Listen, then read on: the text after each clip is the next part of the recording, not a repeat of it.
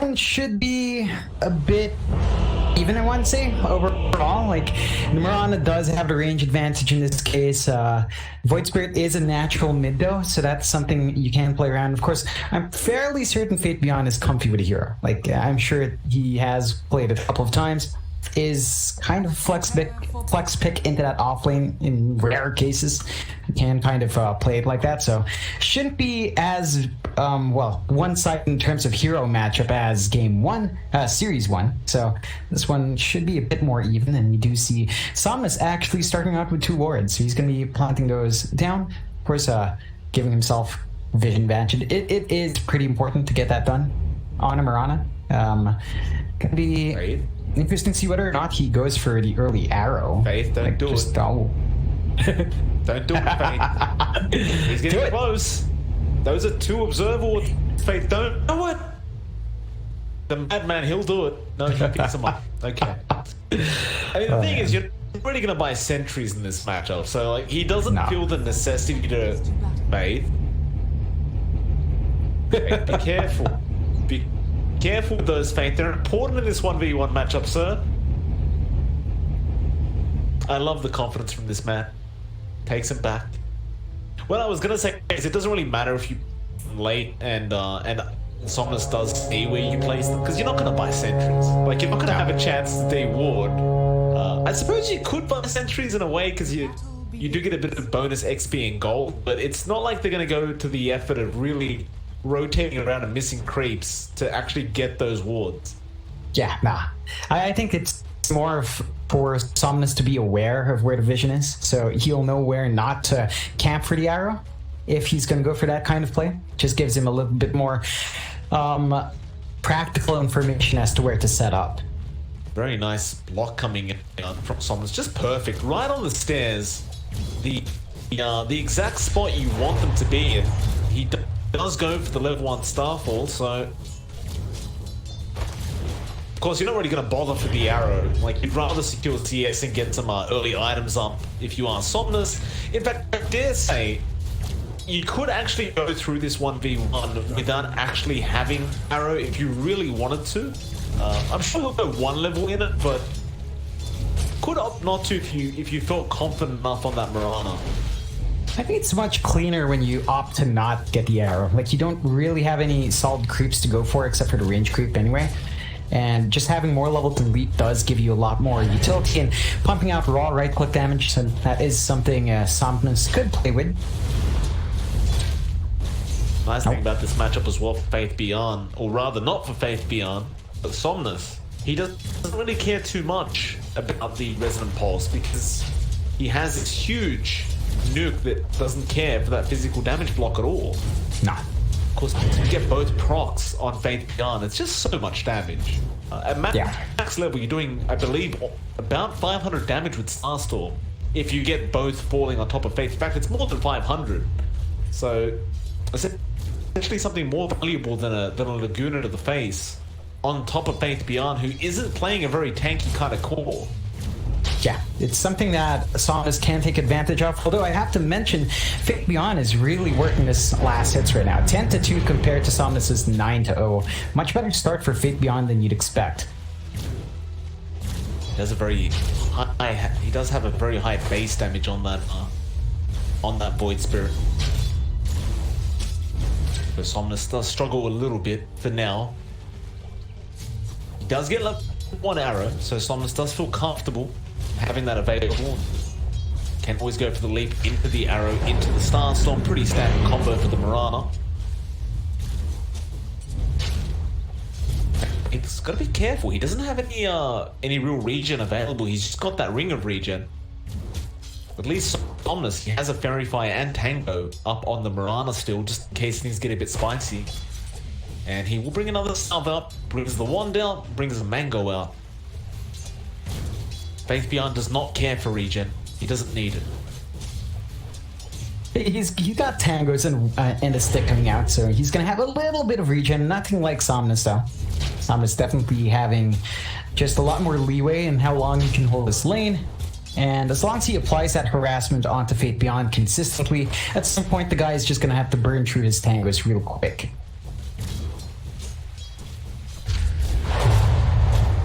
Starstorm, really starting to hurt Faith.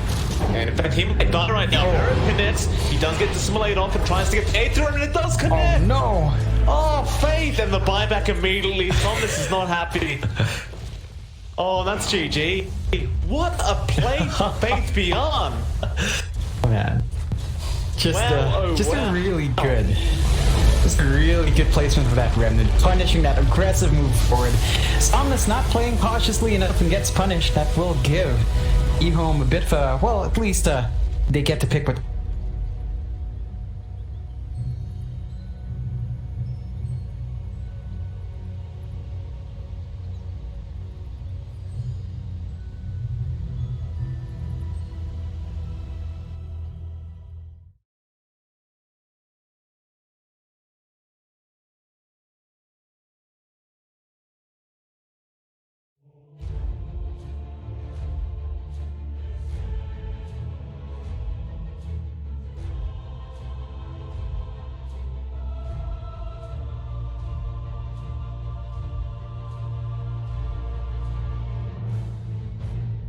Hey creators, as you likely know, YouTube relies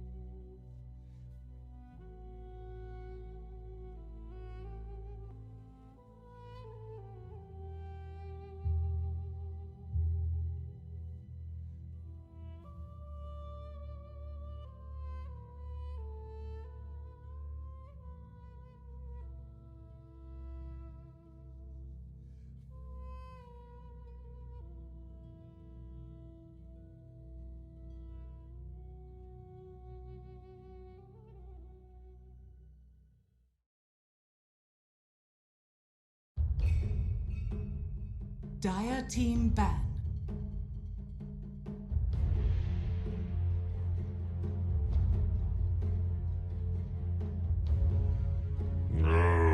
PSG.LGD's Dire team ban.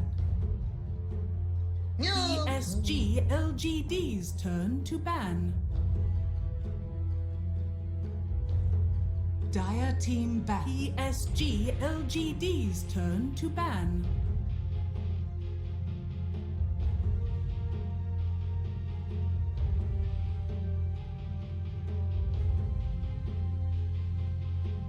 Dire team ban.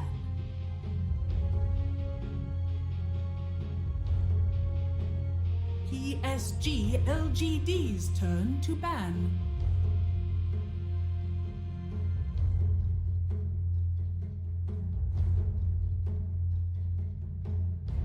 Only team that have picked a side and they go for Dire.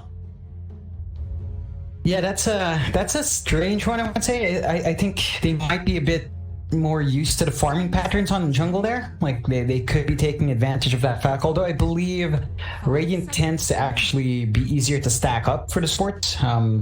Rather keen, but they might just be comfier in Dire. You know, they're comfier with their rotations there, they're comfier with their positioning there, and I think that's fine, as long as it's what you want. And you do already immediately kick into the draft. One thing I want to point out is the Void Spirit is banned out this time, so EHOME has taken that option off. I believe LGD and EHOME have picked it a couple of times. It has been a really popular pick, so that's a solid ban out, but EHOME kick off with a Grimstroke, and I think that's something they've fallen back to as well a couple of times earlier on in the league. Just a really solid support to have. A lot of combinations you can throw out with it. PSG.LGD, go with the Keeper of the Light, Ember Spirit. We've seen that so many times.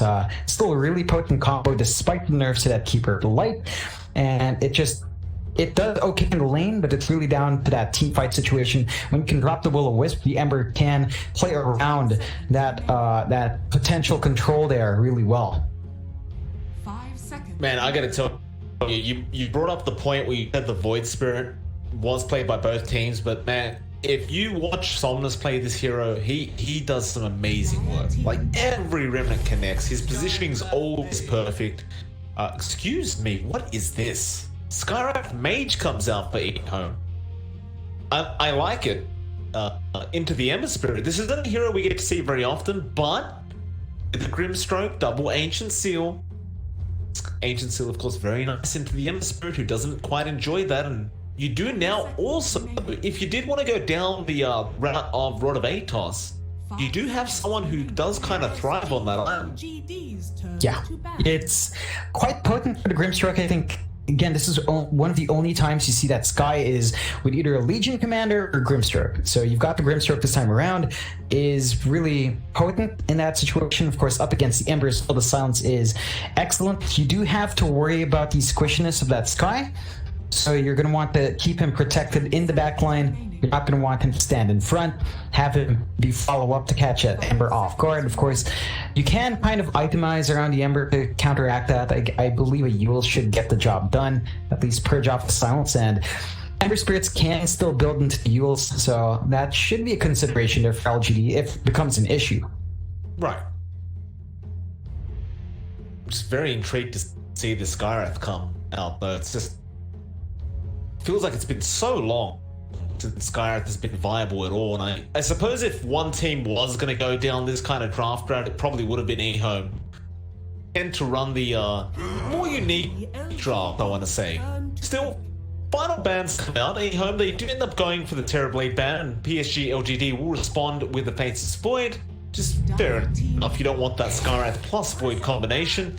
And LGD going for something different now with the Bristleback. Yeah, you've got that Keeper of the Light Bristleback combination in play here for LGD. We all know how solid that is and reliable. It doesn't really get shoved out of its lane. If you play your cards right, it can really take over in whatever role you put it. You know, we've seen a lot of teams go to pos 1 Bristleback. I think that's a big possibility for LGD. You want something maybe a bit more space making and playmaking in the offlane in this case, just to give yourself a lot more setup, because Bristleback won't be giving you that. So maybe look to the offlane for something else, but Bristleback, Keeper of the Light, just very solid combination that we've seen a lot of teams really just maximize. Dire team pick. LGD, Shadow Demon comes out. Nice pickup from their side of things. Great purge, great, and overall great presence with this Shadow Demon pick. And I've got to say, this LGD draft looks very, very scary. It's like, how do you stop this snowball potential of the Coddle Bristle and even the Coddle M? It just seems like it may be way too much for the side of EHOME to deal with. 5 seconds remaining. And on the bright side, you get a lot of value from your stick. Bristleback and Shadow Demon would be spamming out a lot of spells, so you can get some burst regen through. Of course, that's probably not going to be enough to save you from the physical and magic damage coming out there. Certainly not. But value is value. I give you that job. PSG.LGD. EHOME, 4th pick, they do go into the Morphling. Okay. So EHOME's kind of playing this for the later stage of the game. They are going to play the farming game, the more passive game up against the side of LGD. I don't know if they'll have time with this Morphling. Like, you've got Morphling DK into Bristleback Ember. They're going to have That to... Spirit Vessel carrier on the Ember as well, John. Like, you've heroes that are very susceptible to being burst out thanks to a Spirit Vessel. It concerns me quite a lot for EHOME. They're really going to have to try to win out in the lanes. We've seen what happens when a Bristleback doesn't hit its timing. So that's something for EHOME to really be cautious about and try to force out. The issue is, when you give a Bristleback the Keeper of the Light combination, it's very hard to shut down a Bristle. You know, he has just way too much sustain, way too much presence with a chakra around from that Keeper of the Light to really apply himself. So he's still going to find his farm. EHOME's going to have to look really hard for a way to break that up. That's going to be the key thing for them. If the laning phase does go awry and LGD does get everything they want from Bristle, there's probably not going to be enough space here from LGD. I find the answers in the fights. I don't think they're going to have amazing push, which EHOME does have now. The DK and the Beastmaster will give them a lot of early push potential coming out, so that's one way they can balance out that early power spike from LGD. I like the Beastmaster pick here a lot in terms of that. Of course, you've got the double roar that can come out as well with the Grimstroke, as long as you get that soul bind off. So there's a lot of utility from that here now as well. Beyond Beastmaster yesterday up against Vici Gaming, and it wasn't looking great for EHOME in one of the games, but Faith Beyond the Beastmaster, just, you know how Faith Beyond does it. He just said, makes that space, allowing his cores to farm up, and his hero. We'll see if he can replicate this performance up against LGD, but it does give great confidence seeing that Beastmaster come out, definitely. LGD certainly need a way to... It's kind of like, do you want to just settle for trying to go for that early push, but you're kind of screwed over late game? Do you want to keep up, or do you want to change the draft up a little bit? I think you're kind of stuck into this early game style pushing lineup of PSG.LGD, and I understand they don't have the greatest push, but they need to snowball. They need to have that momentum throughout this game, and this last pick, I like it. The Monkey King comes out, and they're going to go all in on aggression. Yeah, it definitely lines up quite nicely. I think you have a lot of potential once you have level 6 on your Monkey and your Ember and the Keeper of the Light. That's going to be important.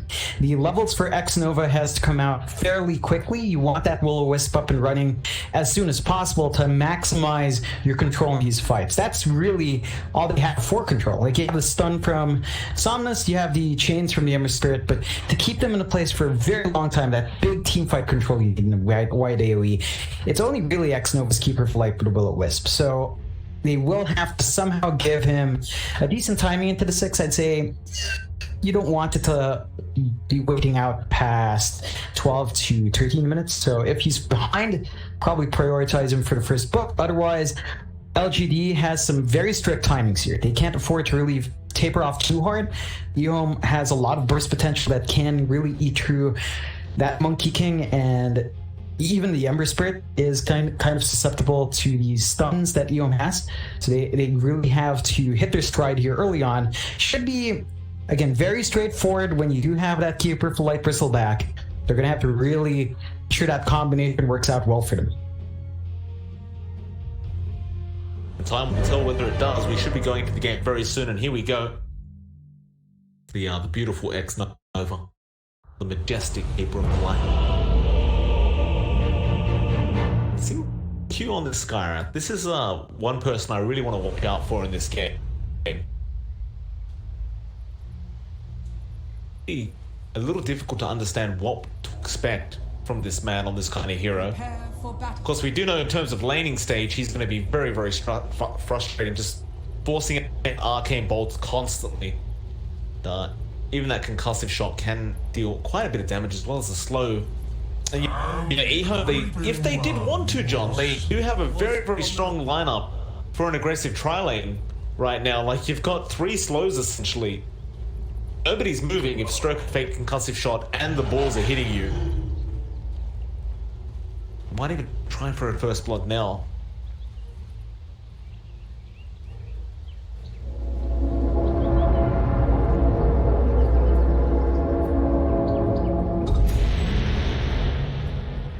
So none of the LGD are going to move forward onto this side. Oh, they're just going to allow them take the bottom bounty runes. LGD will comfortably go ahead and take the top ones.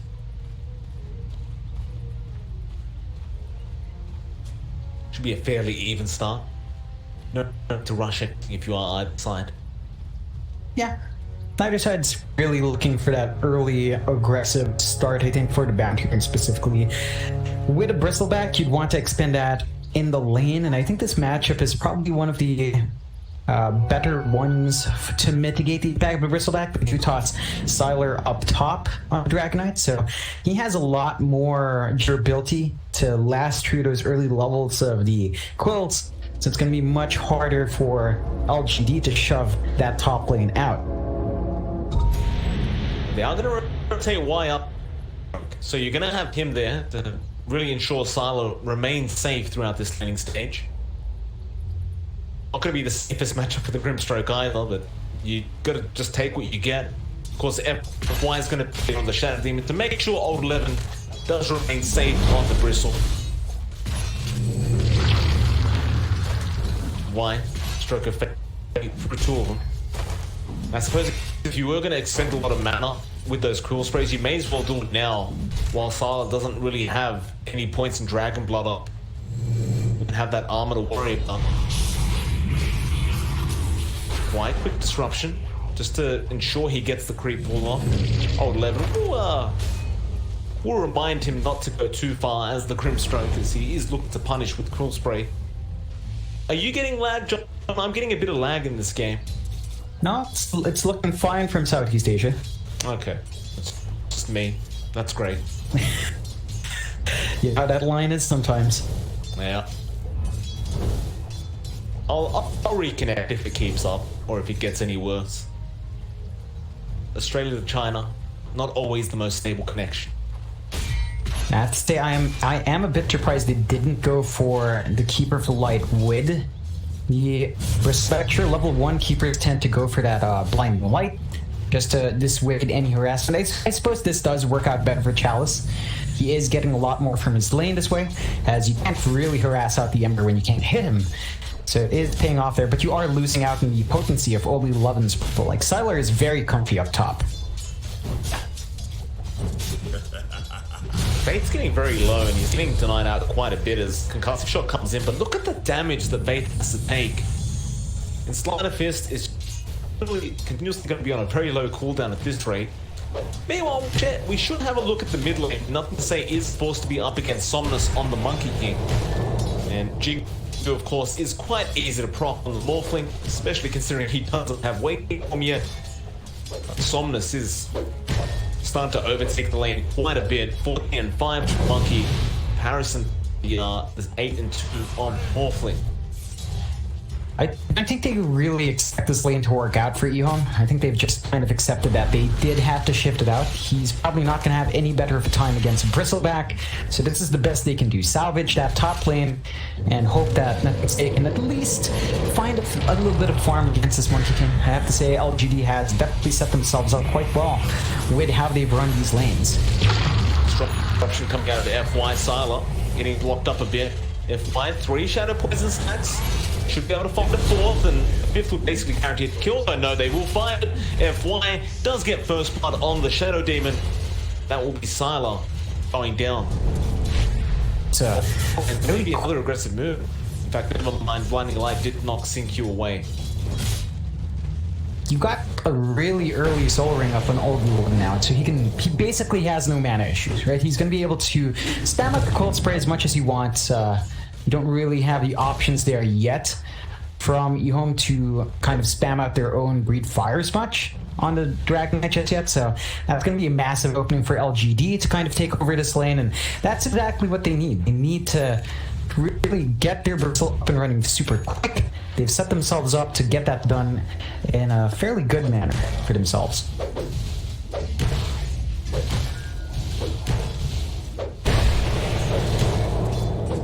Someone's just getting every mastery he can ask for, enough to say getting very low.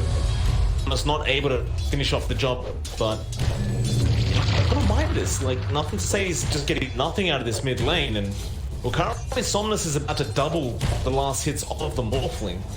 And I mean, in terms of XP, Somnus is going to be a full level ahead for now. Say all he can really do is just try and soak XP and claim CS through his adaptive strike, but that really isn't the most efficient way you could ask for. Now just force to adaptive strike again to avoid another Jingu Mastery proc.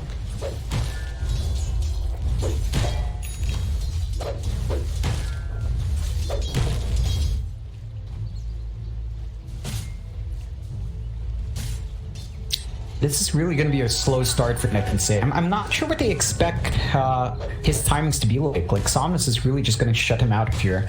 He can kind of play in the jungle, but he's nowhere near a morbid math just yet. So sustaining in that jungle is going to be a bit tricky.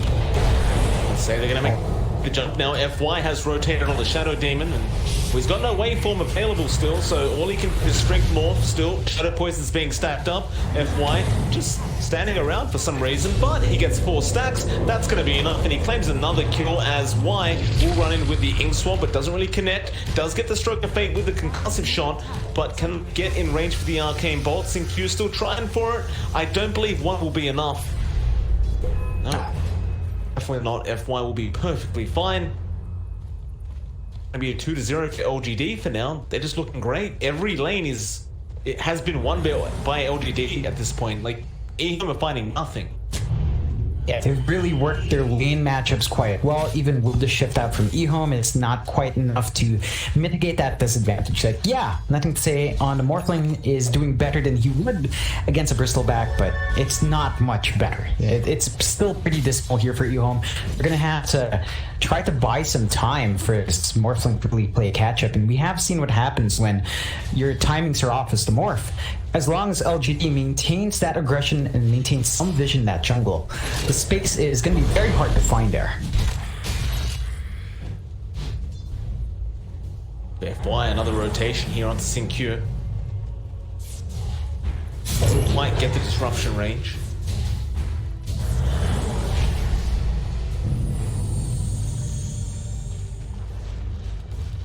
You know, another thing as well in this bot lane, like, you look over to that Ember, and with this constant Sleight of Fist spam that's coming out, he's finding so many of these boars from Faith Beyond. You know, those boars, they give a lot of XP and a fair bit of gold. So Chalice just kind of more and more farm as time goes on, and even though Faith Beyond's basically been solo in this lane for a while now, he's still only on level with Chalice. Like, they are really just on par with each other. Which goes to show Chalice has been finding quite a few of those balls.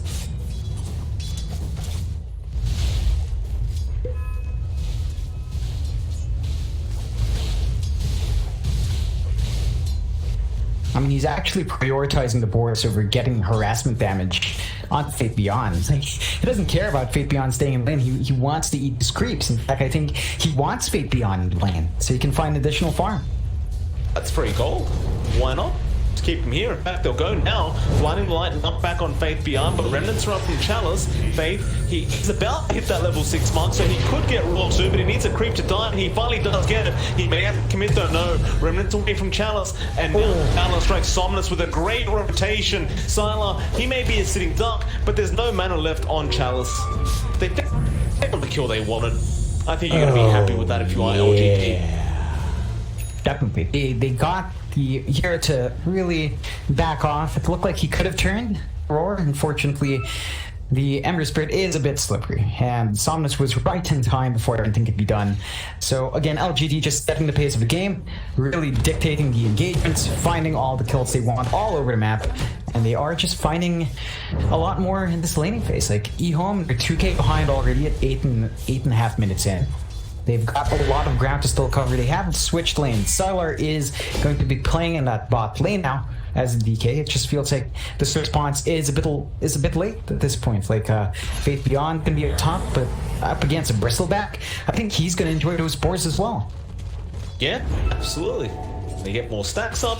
Old 11 has got so many stacks to take in this jungle, and he's going to take all of them right now. This is going to be a lot of gold for Old 11. Like, he had about 60 gold before he started, and we'll see how much he ends up with.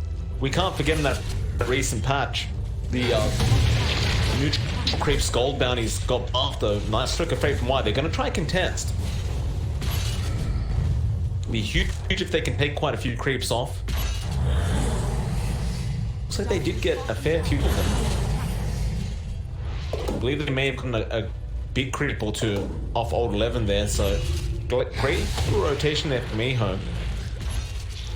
Faith is going to stick around. He doesn't want to allow this. So he knows how big Old 11's going to get if he is allowed to do this. And can they stop it? Not really. F9's going to be there to protect. Meanwhile, while you're trying to contest that, White is going down to the bot lane as Chalice. He's going to move in, claims an easy kill, and now Sylar, I mean, he's just standing there as the DK saying, what can I do? I can't do anything. I'm a Dragon Knight. Yeah, this is rough for EHOME mainly because they've got level 6 and Sylar, but they can't pressure a tower. They can't have him play a much more active role in forcing out the lane, getting an objective for the team, because he has to buy space for the other heroes in EHOME. So he's buying space for Say, he's buying space for Faith Beyond, and that means he's just staying in a lane that he can't possibly find objectives in. They still have a very nice late game kind of lineup, but another one of the problems is, you know, we talked about the balls going down for Faith Beyond. Look at Old 11. Again, though Raw now does come out with Will-O-Wisp coming out from X-Nova to try and protect an Old 11. Looks to turn a Somnus, a great rotation on the Monkey King, and Faith Beyond's going to be poured out here. And what I was trying to say is, not only do you have balls to take off the Beastmaster now, but he has a Helm of the Dominator. So Old 11 found that Dominated creep, gets an added 200 gold on top of all the balls he's been finding, and now they find a hero kill and a tier 1 tower up top lane. They're just really clearing out the map right now. 5k advantage for LGD. You see EHOME trying to push out that bot lane. Sylar is getting some chip damage onto this tier 1. It doesn't feel fast enough. He doesn't have anyone really backing him up. He has Y, but you'd want the Beastmaster Faith Beyond to contribute some damage with his creeps as well. Not quite ready, as he did expend Auroras. His presence is just kind of asking for trouble instead. Sylar barely misses out of the Dragon Tail on the Ember. That may have set up a great kill for Sylar had he connected, but great jukes coming out from Chalice. Dire's top tower is under attack. Speaking of Chalice, he's very close to that Spirit Vessel now. That's when this DK and Morphling really aren't as tanky as you would hope. Speaking of that Morphling, not insane. Gonna get some goose stacks on him by Old 11. They will not have the potential to lock him down, so they'll just leave him be. But the LGD are seemingly looking to try and set up with this T1 mid tower. Yeah, I mean, why not? There's no response from EHOME. They do soak up in Faith Beyond and Sin Q. Maybe they find pick off. Oh, Raw gonna be there. They did end up finding Somnus, and now they break down the tree. Somnus has no way out of it. And that is the strength of having vision. from these hooks that Faith Beyond can throw out. He, of course, has plenty of magic damage follow-up. That's a big deal. But you are still having this problem where Old Left is just freely pushing mid tier 1 in, and nothing to say, he still really can't do anything to stop it. There's just nothing to threaten this bristleback at this point. They've given him the good start he's looking for, Sylar. Coming in, pops the Soul Ring, gets the Dragon Tail off, but his back has been turned. Will-O-Wisp now will be very nice from X-Nova, catching 4 heroes, and FY with the disruption, looking to turn. Somnus comes in with a great boundless strike. They do essentially take it on, not to say. Soulbind will come out as well with a double silence, but doesn't matter. You've got Chalice there now, and Sylar, he just melts. Old 11, he needs it back a little bit, but you found the Morphling, nothing to say. Gets his tree chop down, and FY finds a double kill on the Shadow Demon. Just so much going wrong there for EHOME. I think morphing into the Monkey King and jumping up in the trees right in vision, just asking for trouble there from EHOME. Gets punched hard. They're not done. Yeah, he finds the chains. He knows how aggressive they can be, and he picks up another nice kill. You know, with that mid tier 1 and top tier 1 going down, that opens up the jungle for LGD. EHOME, the map gets a lot smaller. You've got these kind of heroes that really want to farm up the jungle and the lane. This becomes a very dangerous predicament for EHOME. It really does. You've got a lot of heroes, as you mentioned, focusing on that jungle. Fate Beyond's already in there. Nothing to say, will have to maybe slip in. He is set for it. He does have his Morbid Mask, but that's a lot of jungle space that has to be shared by 2 really farm-heavy heroes. Like Fate Beyond, still saving up for his Vlads. That's a bit ways off, and I can say, of course, just working for that shot and the E-Blade is way off. You know, you've got to get time for these heroes. I think Fate Beyond should be online a bit faster, but nothing to say, it really needs the space right now and can't afford to share too much of it away.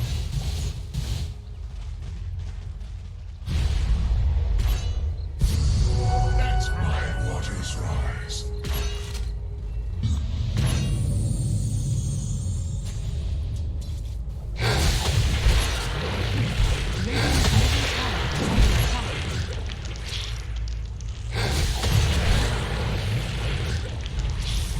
Yeah, I like the build up as well from Oli Lovin.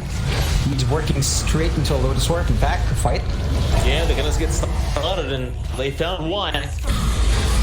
Old 11, who's flying out the TB. Does he have the damage though? Sync Cube? Ooh, barely gets out. Fools were almost there in time. Mid lane, Will-O-Wisp was committed. So it was onto nothing to say, but he does manage to waveform out of there in time. So instead, they'll chase Faith Beyond. No, never mind Faith Beyond. They want the balls. They're getting a lot of gold from all of those creep kills bleeding out, and that's one of the things with the Beastmaster. If you're not careful, if the enemy team is set up, you can be a bit of a gold drain that is just pouring into the enemy team, and LGD is very much maximizing that. Going back to my previous point, the early Lotus Orb for Old 11, that's going to allow them to basically cancel out that great silence they have. It's going to give a lot more leeway for a Chalice to dip in and out. Old 11, Claire flying out as well, but he is so tanky with that What Is Defiance, and now X4 would lead connect with the double Soulbind and double silence. It's going to be enough. No, Chalice will just break away, Remnants forward. Who does he want to go for? He gets Sync with the chains. He needs help. Old 11 does start running in, but it looks like they won't really have enough lockdown quite yet. But they prove a very hard point for EHOME that no matter how much you throw at this bristleback right now, he's not dying. And while that's been happening, Somnus looks to push the bot tier 1, and he does find it. So that's all tier 1 now going down for EHOME. Yeah, they've got all the control on the map. They can basically just play in any single jungle area, which means EHOME is going to be very cautious with how they rotate. Nothing to say. For the most part, he's doing fine.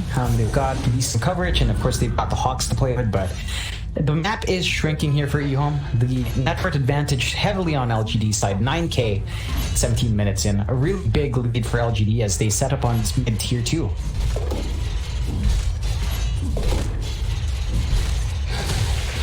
Yeah, take it very easy. You're like, they're gonna back up for a bit. They did spot out Faith and Sin-Q in the jungle, so Old 11 doesn't want to allow any kind of farming to go on for EHOME. You apply the pressure. You especially want to try and avoid that Ethereal Blade being completed on the Morphling. What's the game plan here? They smoked up. Sylar has a Shadow Blade, so he'll be okay. I don't think they'll spot him out. He'll just take beyond, he'll be right. Just a bit of a time bot there for EHOME. Gets a little bit more space to farm up. And that they will. Like, they're slowly building up. You already have the Ghost Scepter up on Nothing to Say.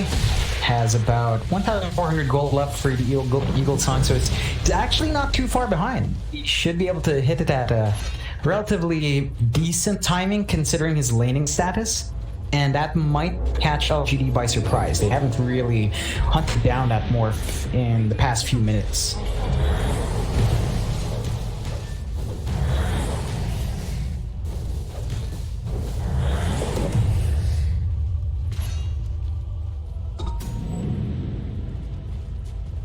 I'm just gonna start setting up for that top tier 2 tower. EHOME, looks like they're just gonna ignore it. Like, they understand they can't defend. They are trying to set up for bottom tier 2 tower push. They aren't gonna be anywhere near as close. In fact, they aren't even gonna get started by the sounds of it as they glip up the tier 2. Now LGD have this weird decision to make. Do we want to go for a tier 3 push? Or do we want to defend that bottom tier 2? Because they have time. They are going to go back down bot. Ooh. Disruption is there onto Sylar. FY is the only one, but now the TPs do start coming in, and Sylar, he gets caught by the chain. No TP for you, Mr. DK. Dallas, can he find somebody else? As Remnants, he just needs vision. Pings come out onto Sin-Q. Sin-Q going towards the east side, and Leaf Chalice does not spot him out. But bounty runes are up. He'll just stick around for those instead. And now they do see Sin-Q. He's around. They give the go-ahead. Chalice is time to go. No remnants available for Chalice. Now the Raw with the Ancient Seal and Mystic Flare. It's a lot of damage, but they got the Disruption and Will-O-Wisp off in time. And now it looks like Chalice is willing to try and turn this one around. And poor old Faith Beyond is going to go down, as well as Skyrath made. In fact, never mind. The Skyrath did manage to get out. But they got Faith. Yeah, that's the big one. Match to force out the ult usage as well. Now, it's not too long of a cooldown for Faith, but they're not able to find the kills even if they get their combo off. It is a bit of a worrying sign, and you didn't even have the Bristleback around there, so you didn't have that Floatus Orb in play. This is going to allow LGD to walk into the Roche pit, and it's not the fastest Roche, but it should go steady enough. EHOME, they're going to have to really be aware of this one. They are smoked up. Should check that pit. But do you really want to fight right now into LGD? That seems like Blade. Is that enough? They're gonna go in. Probably not. If they it'd just be massive, but now Wukong's command comes out on another strike, and they got the Aegis up from Somnus. Sin-Q gets bursted immediately. Now the Ethereal Blade does do a little damage to Somnus. Can he run away? It doesn't really matter anyway. He's got the Aegis, and they don't even get that. Somnus is going to be perfectly fine thanks to F1. Just back to farming for him. They tried to burst down Somnus. I believe that was the target for an, say, shotgun. Not enough damage. Just the level advantage that the Monkey King did have there was enough. It was level 15. I believe the damage being pumped out by Nothing to Say at that point. He was at level 13, so slightly less stats and slightly more for the Monkey King to pad himself out was enough to keep him on the edge, making that E-Blade reveal less than ideal. They didn't really find targets. They lost their sports. Not the best deal in the world. EHOME's going to have to be a bit more cautious now as well. They've kind of revealed their trump card, and this will allow LGD to smoke up. Right. Behold, a subtle burn.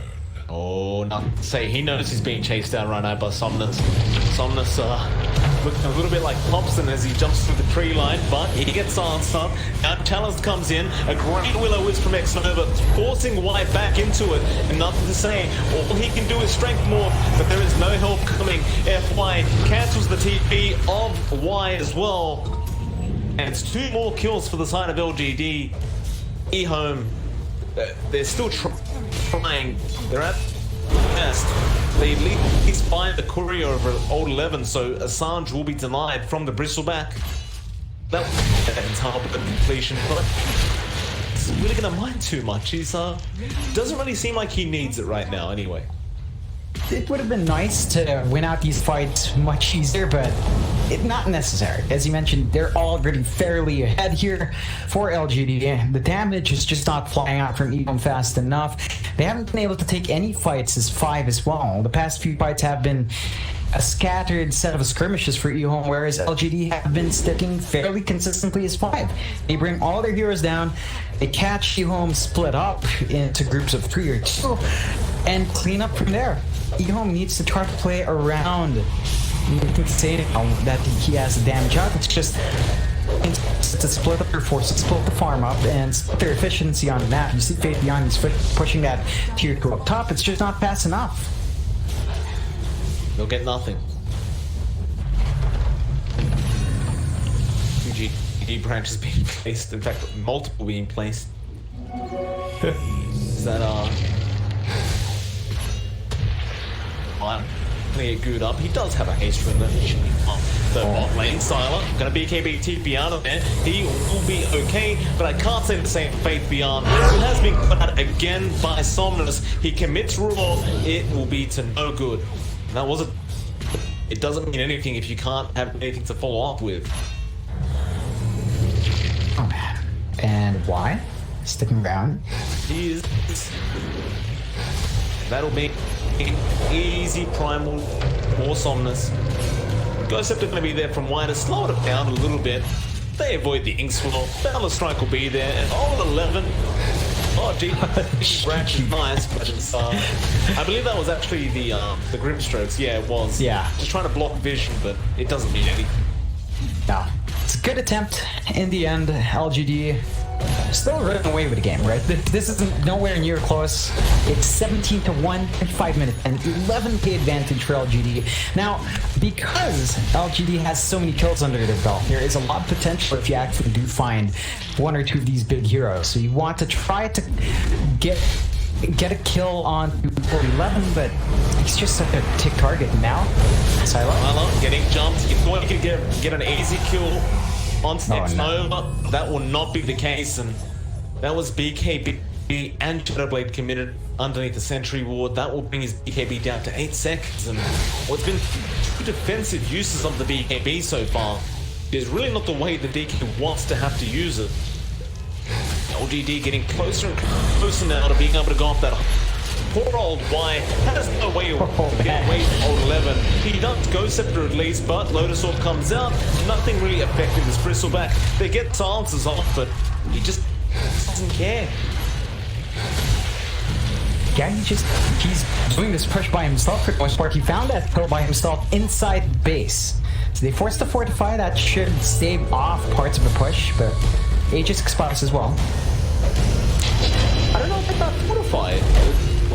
Was it really necessary? Like, you're gonna lose this mid-racks anyway, right? Probably not.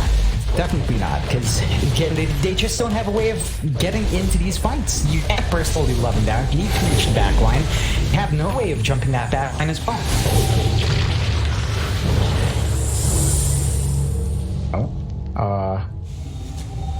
That's all you can do. Like, hope that he connects with another person. The Soulbind, and you know, maybe be able to capitalize with a double roar. But look at old 11 again. Just moving forward, Chalice does find the chains. 11 gonna go back. Faith, he'd love to get a raw target, but one of the targets you can actually kill are really showing up. Top tower is under attack. He does have a 10-second BKB charge on Beast Master, so he does have some defense. Well, there's nothing to say. When he comes away just in the nick of time, the chains are there for Callus, and he looks to blow off this morphing driven the ghost form. Somnus sticks around, Raw comes out, but it's all too late. They need to back off to the mountain. Silence the trap man, fight with his BKB. Somnus does not mind the BKB at all. They've gone up to the same place, and it looks like maybe they find old 11, though no. He survives through all the damage they for him. And there's the GG, they've had enough. And They pull off a very, very easy and dominant victory for themselves. 22-1 in the kill score. Yeah, it's just really clean execution coming out from LGD. A really solid, straightforward draft. You know, there were no surprises in this draft. You saw the keeper.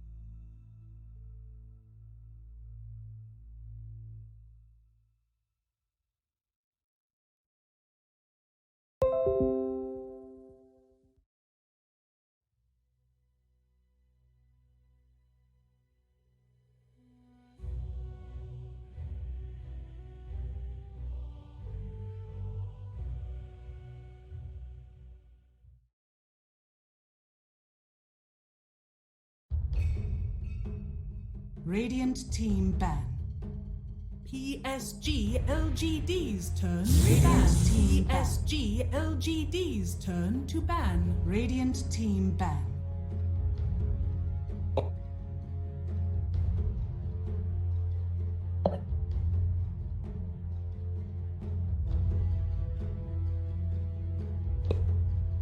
PSG.LGD's turn to ban.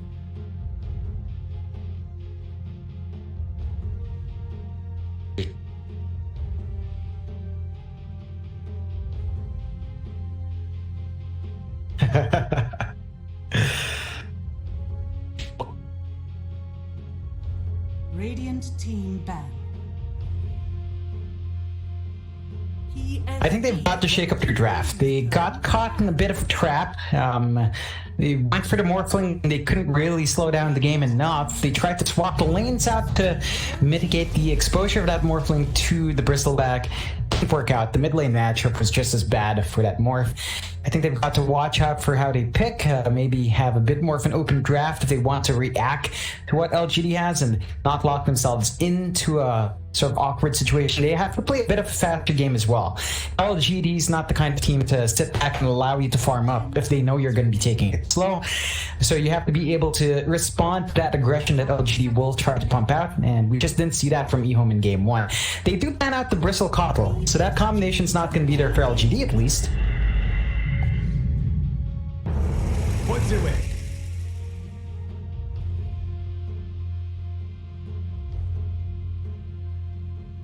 What?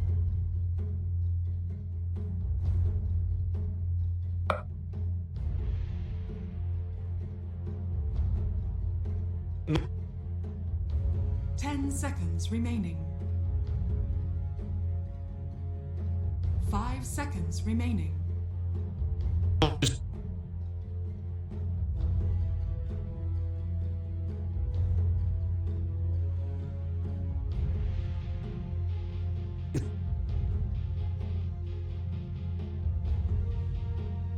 Yeah, they really will. I think second pick just gives you a lot more options. You get the last pick in the last phase, so you can react better to the enemy picks, and it does allow a lot more flexibility in your draft. Like, they got the confidence to go to the Phoenix Angolier, seeing that Tree and Protector out. Sure, the Overgrowth can kind of keep those heroes in place, but the teamfight potential with Phoenix Pango is just really strong.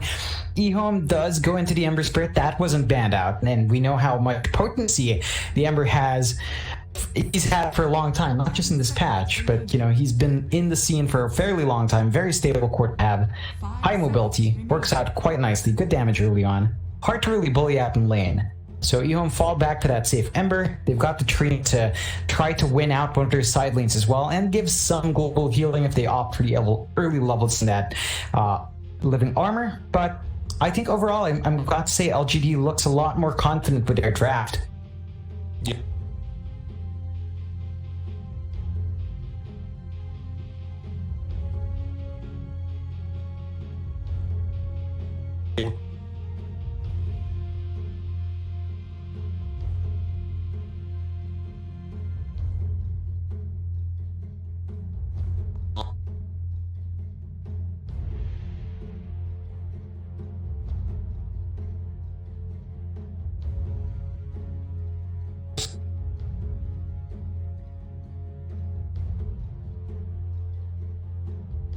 PSG.LGD's turn to pick. I don't think the Beastmaster would be a massive issue for LG in this case. The attack speed would certainly make it easier to melt through the egg if you're looking at it from that vantage point. The key thing is that LGD hasn't really revealed what kind of hero they want to go for yet, for their cores. You have the flex pick in the first two heroes. They go with the Nyx next as well. That still tells us absolutely nothing about this lineup. Phoenix Pango Nyx. Right? Like, Phoenix Pango Nyx, all of these could be on the offlane if you wanted, all of them could be plus 4s, and not the best plus 5s, but you could run in that position as well. EHOME does go with the Beast, so they've got that response to the egg, they've got a decent way of trying to eat through with the raw right clicks that the Beastmaster can give you, and that in his kit. You've got Great Push for the Beastmaster, and the Ember can join in fairly easily towards a Hawk once he has maybe a BOT down the line, or just the global presence from the Ember, allowing a lot more aggressive movements here from EHOME. So they look to really want to play a faster game in this sense. Really depends on what pos one they pick up. It's going to be tricky against a Nyx. Like, the Nyx is going to be trying to track that Ember every single time, or whatever core you're going to have farming up. And can really mess an Ember up. Just Spike Carapace, you have no option with the Ember to block out the damage from your Flame Guard. That's the main one. And the Remnant Bomb could bounce right back to you if you're not careful as well. So it's a lot of consideration here for EHOME in playing this match, this lineup.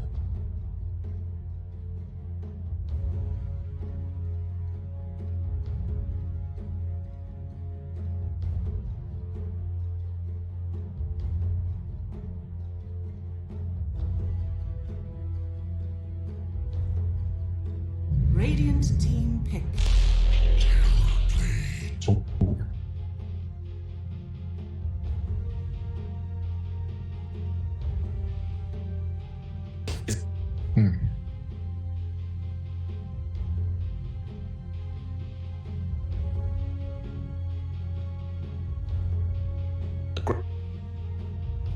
Ten seconds remaining. Yeah. 5 seconds remaining.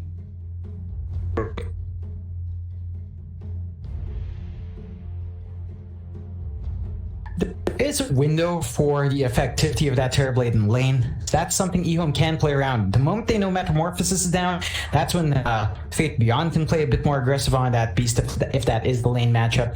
The supports can start applying a lot more pressure. I think for LGD, big worry here is that EHOME does have a pretty good response in that Ember Spirit. Great magic damage from that hero, of course, can melt a Terrorblade if you're not careful, so you're going to have to watch out for that. EHOME does pick up the Troll. Again, another response to that Phoenix pick. Can melt through the egg very quickly, and it gives you really good ways of fighting that Terrorblade. Like, he can go up, it's still going to be harder to deal that damage fast because of the high base armor, but Troll can keep the control onto that Terrorblade, and if you're not careful, it might be enough to really lock that Terrorblade down, not give any opportunity for a Sunder turnaround. And that could spell issues for that Terrorblade. Of course, a lot of things have to line up for that, but if EHOME play their cards right, then they have a pretty decent response to this lineup.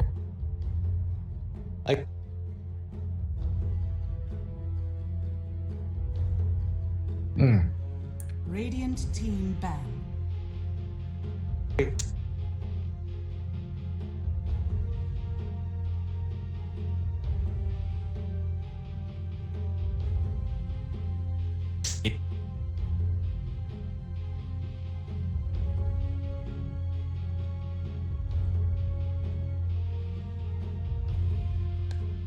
Seconds remaining. 5 seconds remaining.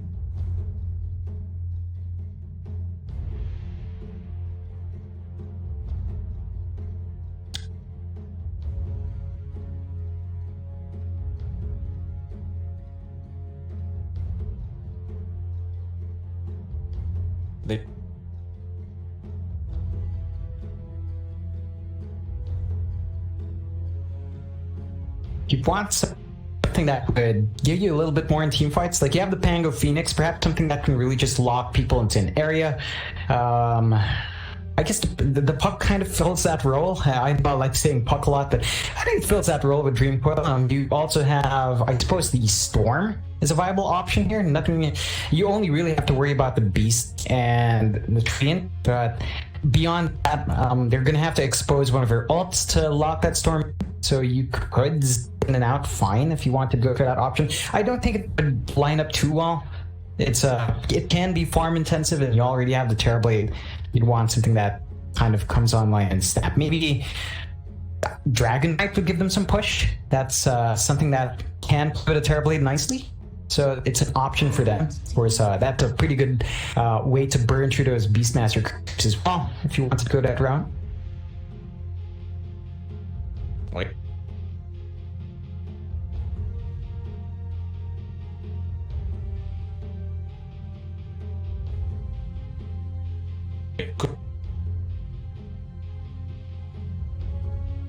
10 seconds remaining. 5 seconds remaining.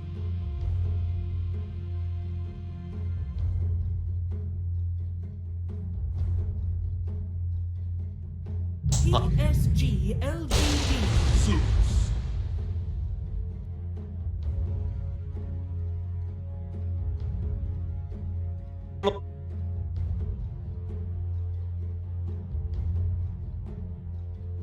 Yeah, it's a solid way to melt through the Terrorblade. Can't disagree with that. You've got great damage in the Ember and Zeus. I do worry against Nyx. Of course, it's just very easy to get the control onto the Zeus in this case as a Nyx. Very easy to get that burst damage onto that hero.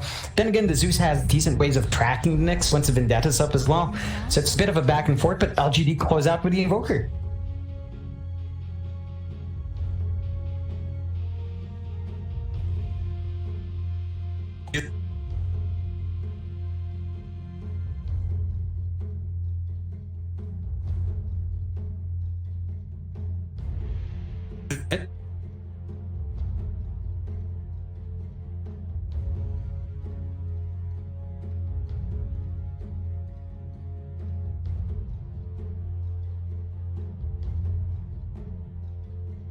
Yeah, I think it's a solid way to close out this draft.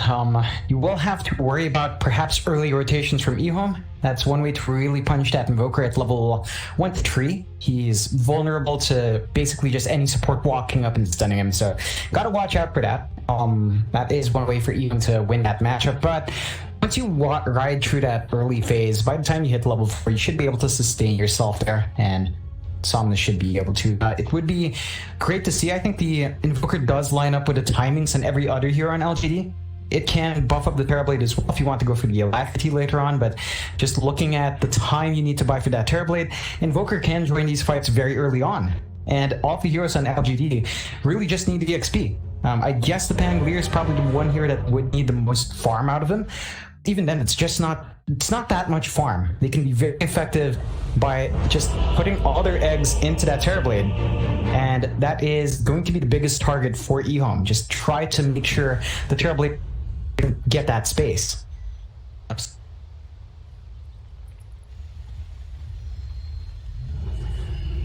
I'll be creeping while you are sleeping.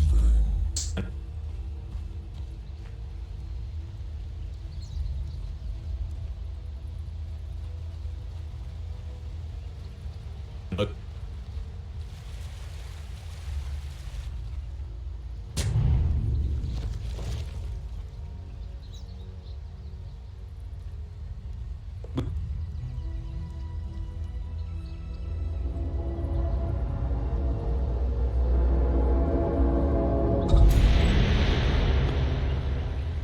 Yeah, once the sentries fly out, of course, should still give them a little bit more forward control, and makes nothing to say think twice about playing around that area. Instead, opts to rotate on the other side, still has his ward. Try to likely oh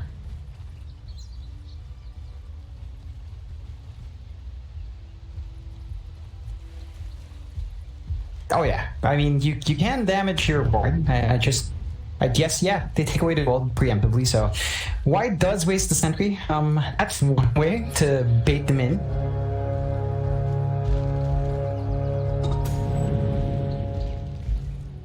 No, I think that was there before, but I'm not sure if he was hitting it. I think he's just hitting it. Again, I can't verify, but I've done it a couple of times in my own as well. I'm a bit surprised, but yeah, you can damage your own wards.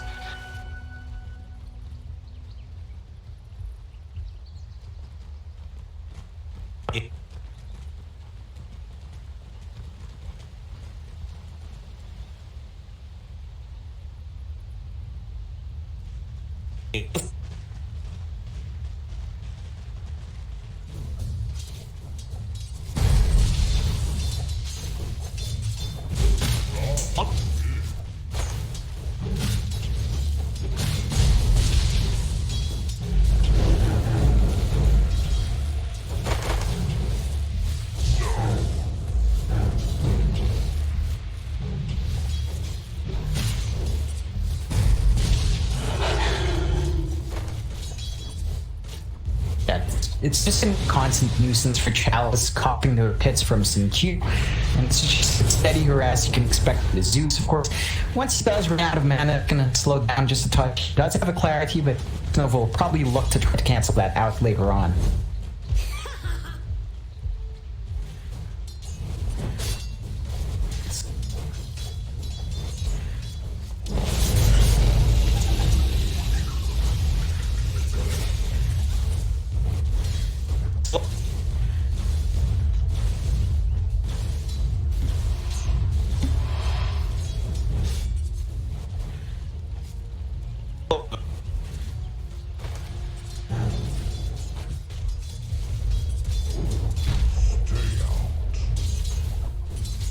Yeah, really deep all here from FY. Just to give himself some EXP, of course. Make the lane a bit harder for Solar, so not really having any creep for himself, but you are getting some good EXP here on the off lane of LGD.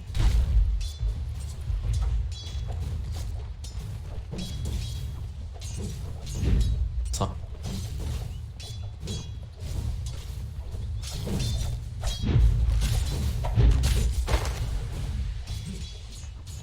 Oh.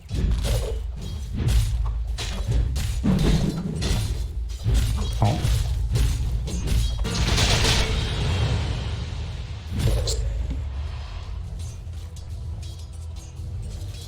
Yeah, they're trying to disrupt Stellar. Even that pulse not enough to dissuade him. Still number one in the last hits. In fact, all of EHOME's heroes doing relatively well in their lanes so far in the first 2 minutes. They're still finding the farm they want, and LGD are not shining as hard as expect. And this is under weak. EHOME is maximizing this draft quite nicely.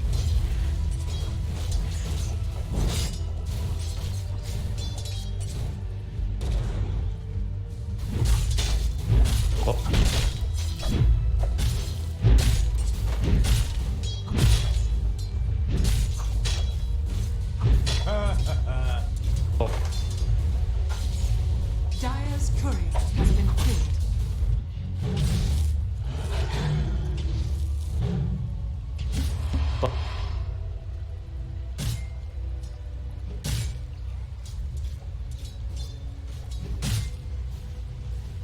And this distraction does cost Chalice. Focus on his creep whip. His wave is shutting in. This is something Fate Beyond can manipulate quite well, and we'll keep him up there in the last hits for it once more. He's having a grand old time, 18-5. Nothing from LGD to really slow down. Yeah.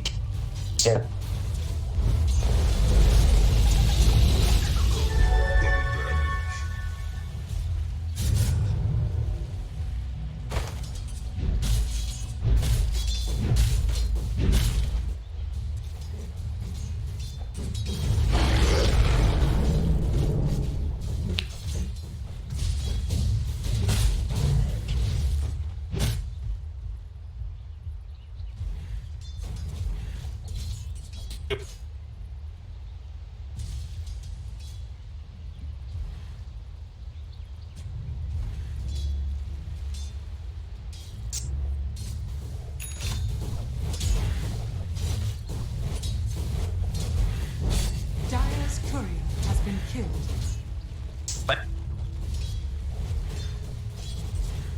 Oh, Chalice.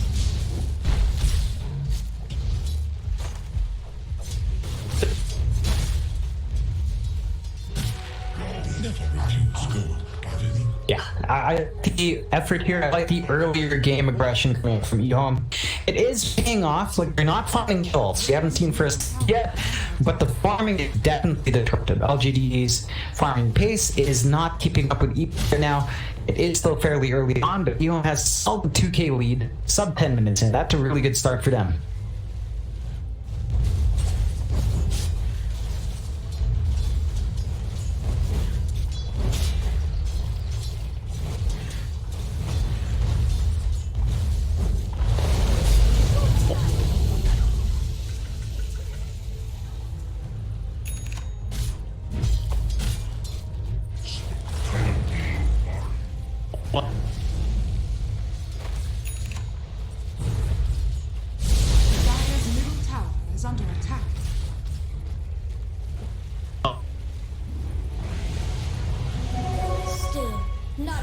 is the speed of my thoughts.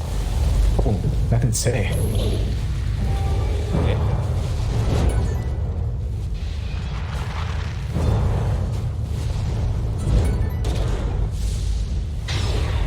Oof.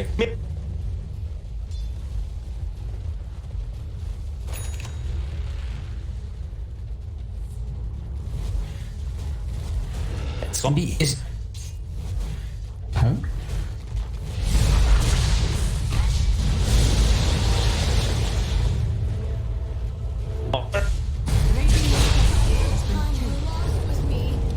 By right, as well as by might.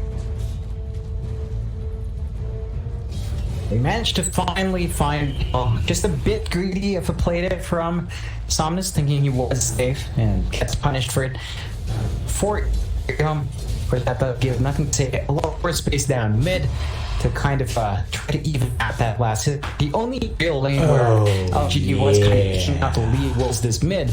Somnus with that kind of equalizes that for EHOME.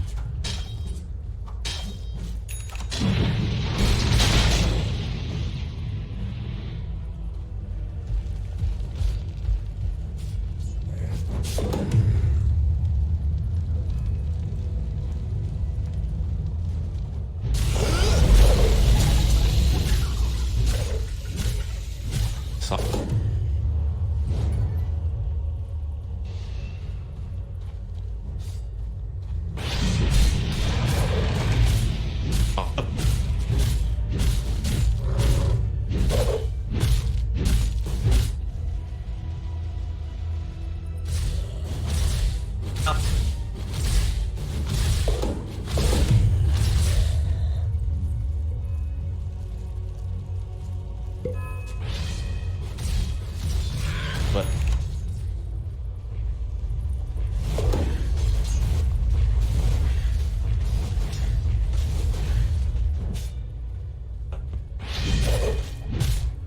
No, definitely not. It's the key thing for LG is keep Chalice safe, so they're gonna have to keep him in the dribble. Everyone else is gonna have to cop it. It's fine. Like their lineup really just needs the XP. So you're looking for the Phoenix 6, looking for the Nyx 6 as well, and be a little more on your Pango. That's probably the best you'll ask for. Otherwise, I think once these tools are up, LG will try to buy that space from else. Just drag in Chris away from wherever he's farming, and rotations out.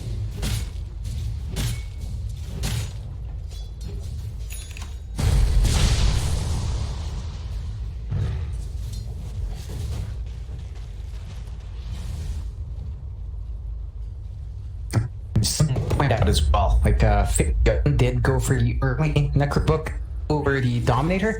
You're seeing the same thing with SimQ on the Zeus, actually opting for the Necros early. So they do love to want to shut this map down very quick, although it's imbued. Dire's top tower has fallen. Dire's middle tower is under attack.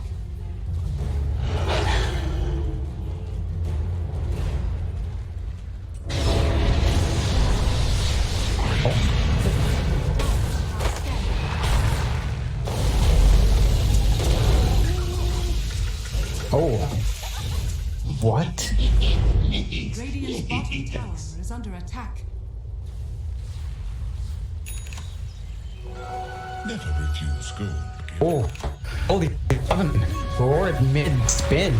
Not able to secure that room for himself. Rather unfortunate. I mean, he committed the ult for that. Doesn't get it. So, an ult for an ult. I don't think you're going to be too upset if you're EHOME. Get over the runes. That's going to give you even more edge here, as they do increase their lead 4K at 10 minutes. Really big lead at this point. Oh.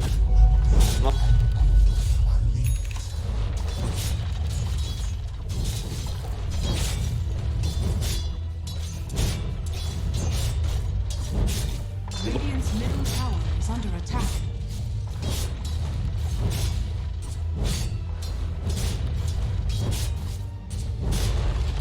Radiant's middle tower is under attack.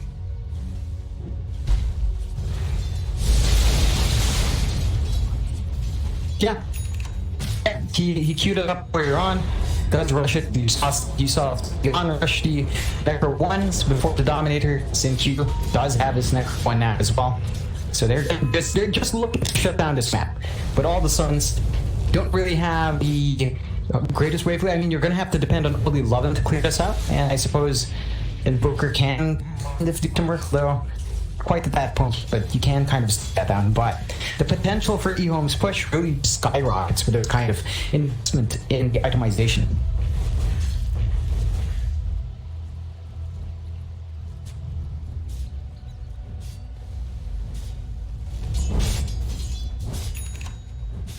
No.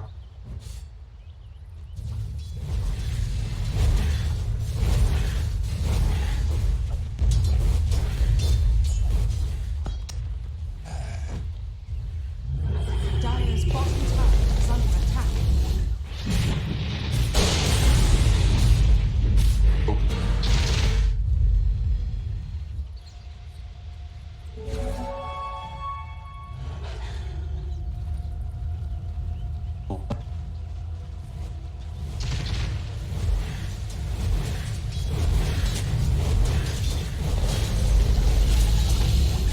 Okay.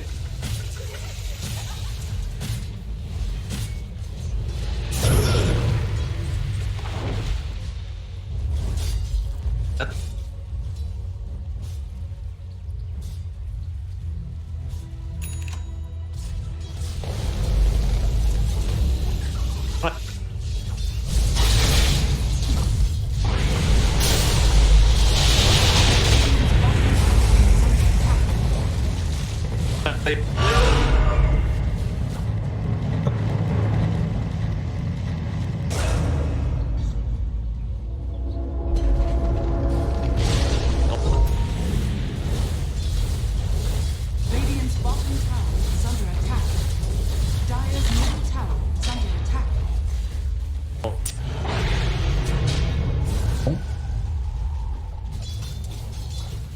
Yeah, in the end, this is some space for Chalice. He's getting some free farm. The focus for EHOME is trying to counteract the movement of LGD, so they're not quite finding the occasion to punish Chalice, and this is going to allow him to get some decent farm. I believe that's his Yasha flying in, working towards a very fast BKB next to mitigate some of that damage from the Ember and Zeus, not to stop him from getting stuffed up by Fate Beyond, but as long as LGD constantly force Fate to roar only 11, that's probably not going to be a factor.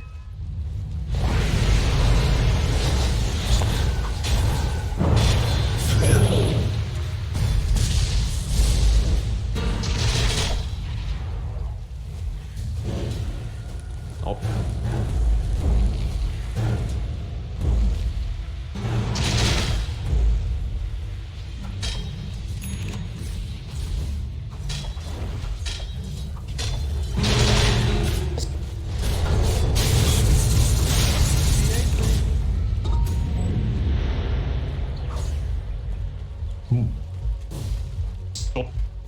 Radiant's top tower is under attack.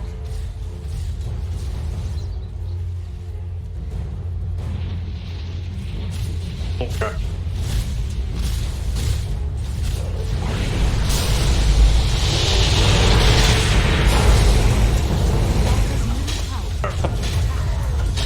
Radiant's top tower is under attack.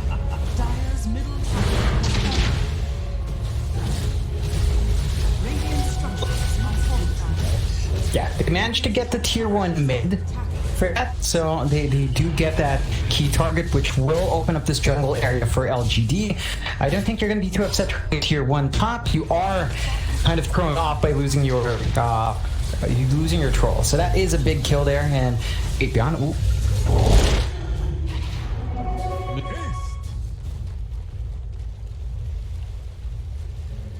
Roar for that on Nyx.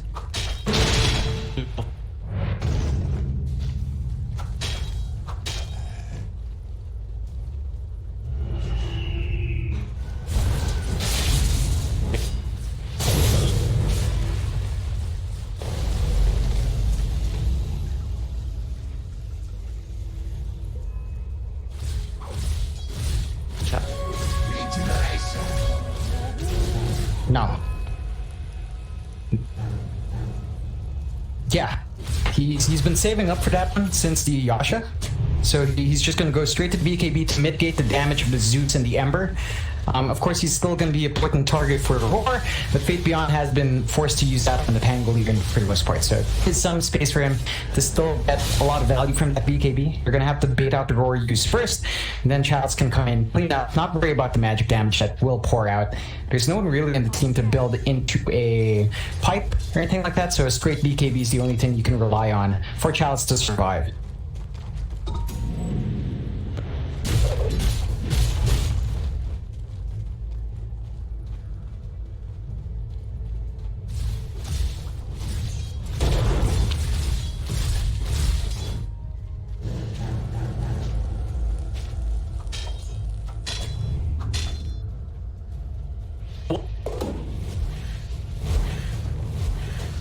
I think it's down to how active he's been on the map. He's been all over with his Phoenix, with his Nyx, Pangolier trying to find these kills and movements. He understands that he has to set that pace.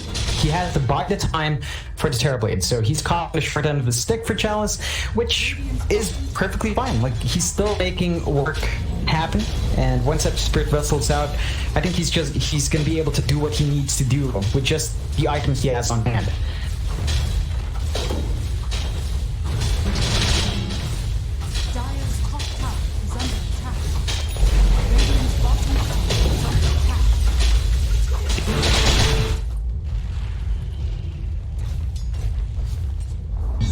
Radiant's bottom tower has fallen. Dire structures are fortified.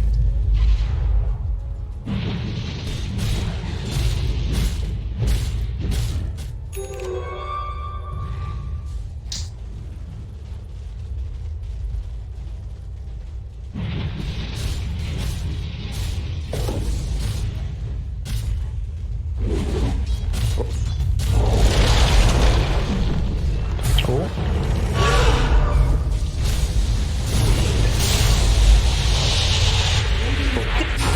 Is under attack.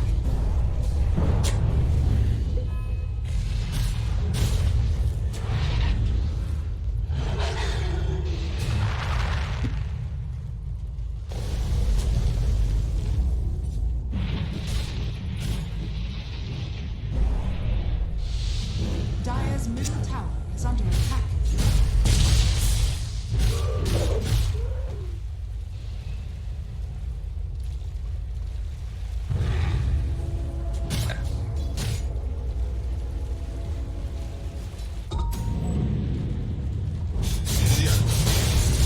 It's just, it's tricky for them to get these fights started when their Pangolier's gone.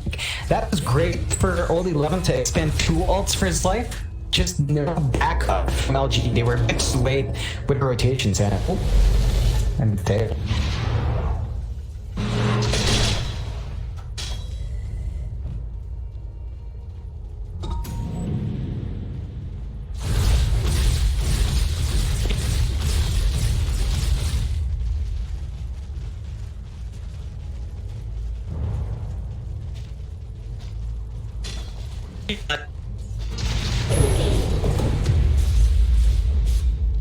Dire's top tower is under attack. Yeah, and you don't have anything like the Roar on LGD side to really ensure that the BKB is mitigated. So there's not much room for LGD to play around that pickup from say. And as you mentioned, his pace is pretty darn good in it. Like, he's just lacking really the gold or the additional ogre axe at this point.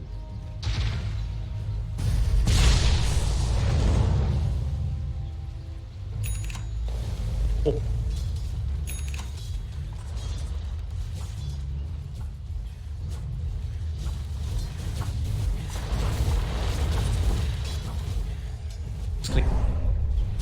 Dire are scanning.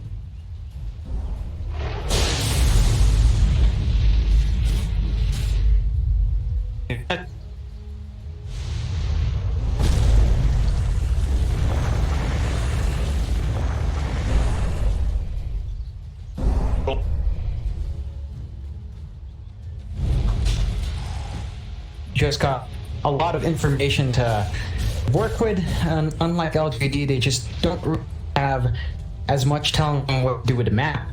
And that is just going to allow EHOME to take the pace of this game. They're at 7k advantage, 20 minutes in, 3 to 3. You do have BKB up in Chalice. I don't think that's enough. I think he realizes that as well. He's trying to farm up towards that Scotty. With that Scotty, you're going to be a lot comfier, but that's still a slow build-up for Terribly.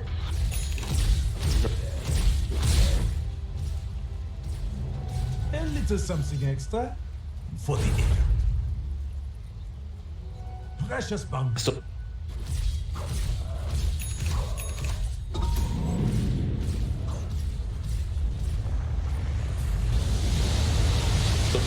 Oh.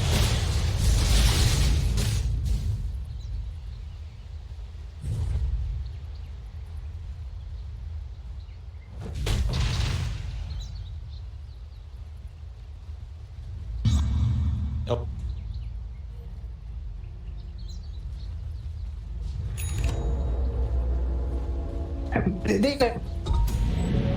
They know it's the moment for Duke.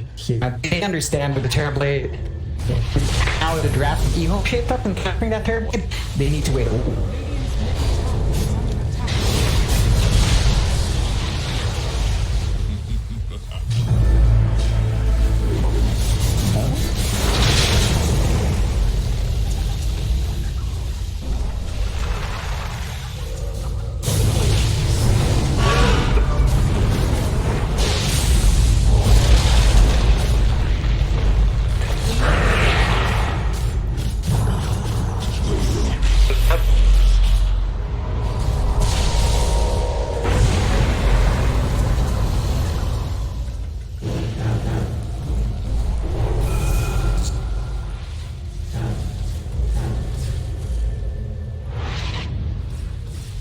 I'm surprised they were forcing that fight out. If they lost FY, I think they could have just backed out cleanly. Instead, they were still forced to fight in FY, did buy back to try to join that fight once more, and that does widen the gap to about 8-7k for EHOME. I'm not sure what LG was expecting. They didn't expend the BKB on Chalice. He wasn't under pressure there. You saw a lot of effort to save Somnus. A lot of sun was blown, the egg was blown just to save the Invoker.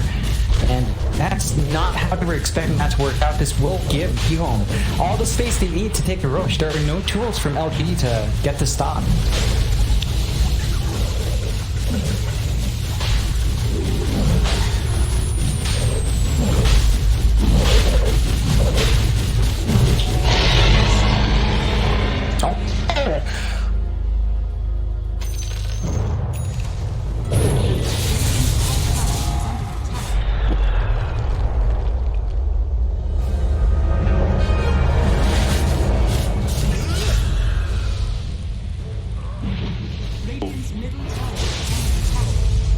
Oh yeah. Oh man. Oh no. Radiant's middle tower has fallen.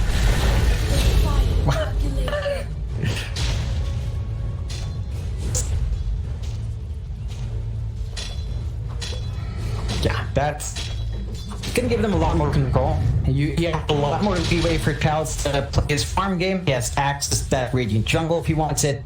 That's gonna be key as he's still slowly working into that Scotty. Still 2 parts away. Does have the ultimate orb up, but they're really putting all their eggs onto this one bat, which is the Terrorblade. They're depending on shots to just take over the game, and Terrorblades can do that. I just think the deficit is growing worryingly big. You see a BKB flying out now for Sylar, so you don't have control for the Terrorblade. For the Troll, you don't have control for the Ember as well.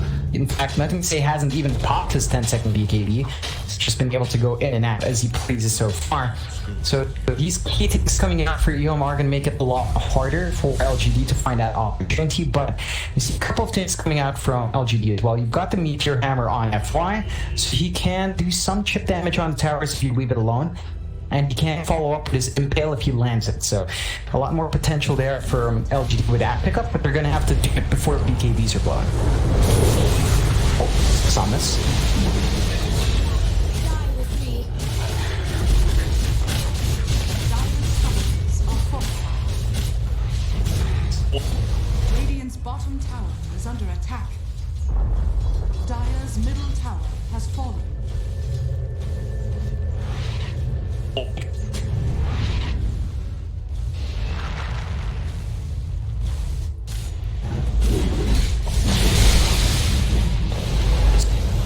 bottom tower is under attack.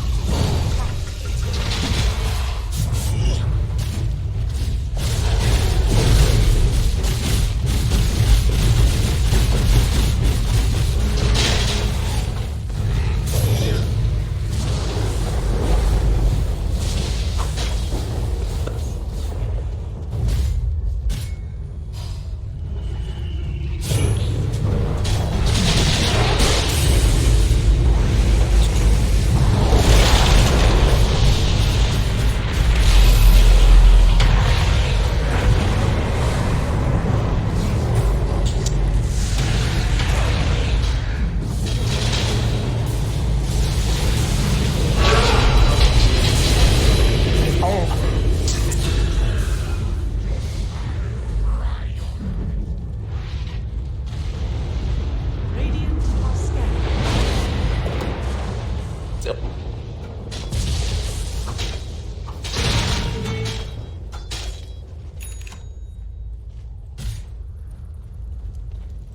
On the Terrorblade like that, but you know, you had to make the decision: do I sunder my Pango and keep him up for Faith Beyond's death, or do I potentially die myself? And we'll both have. Yeah, it's one of the issues LGD's had. We've seen Chalice really have to expend that Sunder for his teammate rather than himself, like 2-3 times now. And that's not what we want to be as a Terrorblade. We want to be able to use that Sunder as a tool to leverage your position in these team fights to scare off the enemy team, have basically maybe a second life in a way of turning the fight around. But Chalice does not have that space. He needs the Pangolin to get that spin off.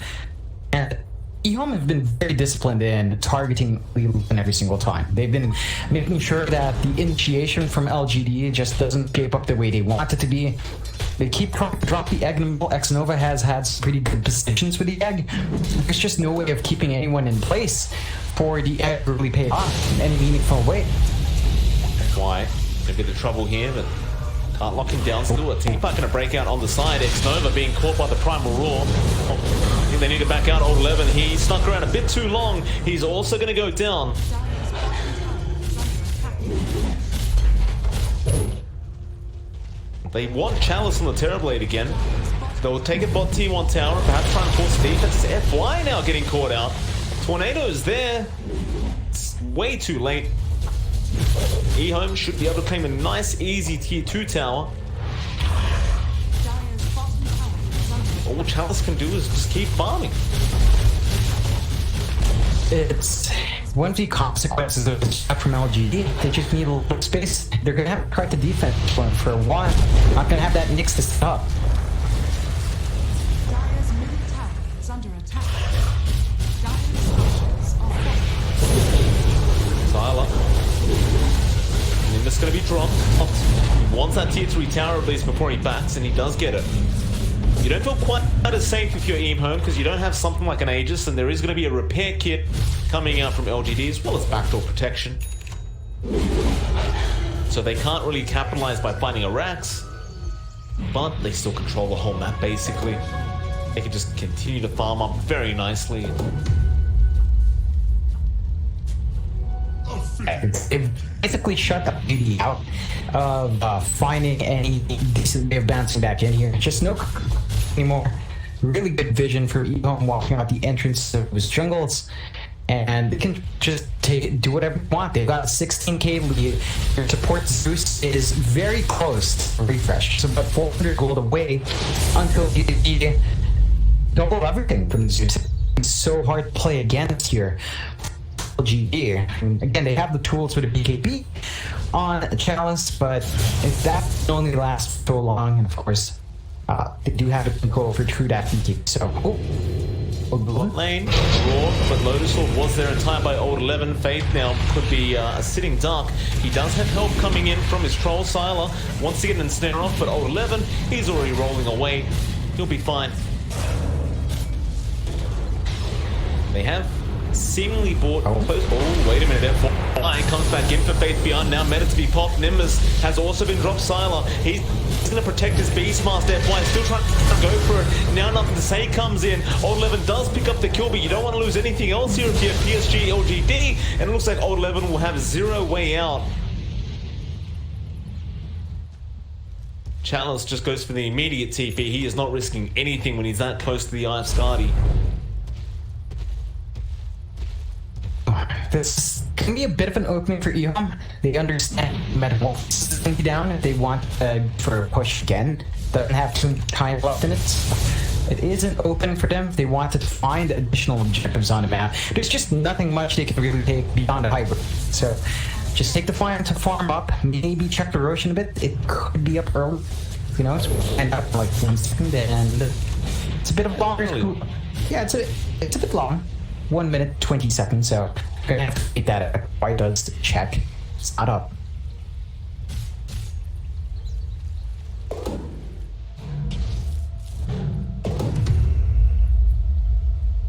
Some nice items being dropped. Paladin Sword will be found here for LGD, and I believe Chalice will really enjoy that. One of the better tier 3 items, or probably the best tier 3 item you could ask for. He is just about there for the point booster. Ring of Trash being sold. He does now just completely pick it up. And so this is that point where suddenly Sylar may find himself in a bit of an awkward position where he has no life still going on. These team fights could be much more effective for LGD, assuming they can get the control and initiation off. Dire's courier has been It still doesn't solve that issue of control and initiation. But I think another key thing for LGD is that they're going to hit level 20 on Chalice soon. So you're going to have that, potentially the floating cooldown knowledge makes it up really a long time, and that's going to hurt Sylar. Nova gets caught by the Nimbus while trying to Icarus dive and does go down. This position for Zeus coming up from a CQ has been so disruptive. Just going to be infuriating here for LGD. Thinks about Thunder God's Wrath, but won't completely throw it out. Continuing to farm up very well. Like with this Necro 1 book, he just rotates around the jungles. I wonder what he goes for next. He does also scout out and start the Roshan by himself. Get a nice head start. Sylar will join in as well. And FY is not going to be around. LGD, they're not going to be anywhere to be seen to try and counter this Roshan play. They are potentially going to sit in the Terrorblade Illusion. Sunstrike comes in, but you haven't got X-Nova to try and go for the Aegis still a second time. And with that Aegis, with that cheese, EHOME, they're in a really nice position to try and make a push, especially when you're 20k ahead. Yeah, they've got all the tools they need to definitely take that high ground. Again, they still have a lot of leeway on their heroes. I believe they got decent charges up on the Ember and Troll. 8-second BKB still up and running. They've got the Abyssal on Sylar now. To all the control in the world they could possibly have for available on the Troll. That's just gonna make this also. We have found Old 11. Sunray and Lotus Orb being popped, nothing to say. Still looking to try and lock him down, but they won't be able to. So that's the Abyssal being revealed.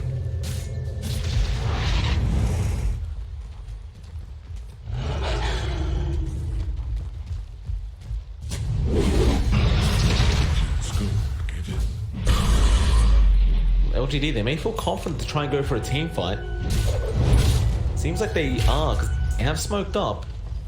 Somnus does also have an Orchid. Going for that Axe next, but Tornado is going to turn up with an EMP. Sylar, do you actually initiate? Well, they drain all his mana, but he does have an Aegis.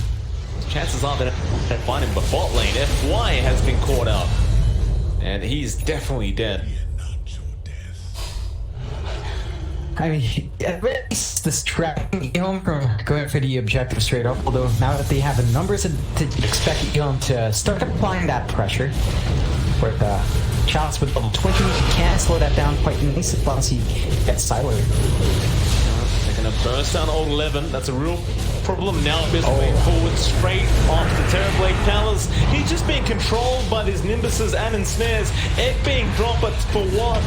Can they save it? No. Incurable people gets it. Chaos Meteor is going to be very nice, but again, just going to do nothing. They jump straight on top of that Invoker, and then coming up, PSG.LGD, they've had enough of this game, and I can't blame them. Yeah, there's a conf open from them going for the Phoenix Tangle here. The Rat doesn't open up, and EHOME, they get everything. They want to play a lot more aggressive this game. They take the fight out. They have too much space for LG to farm up, and it kind of falls apart. So EHOME does manage to game away and forces to game them.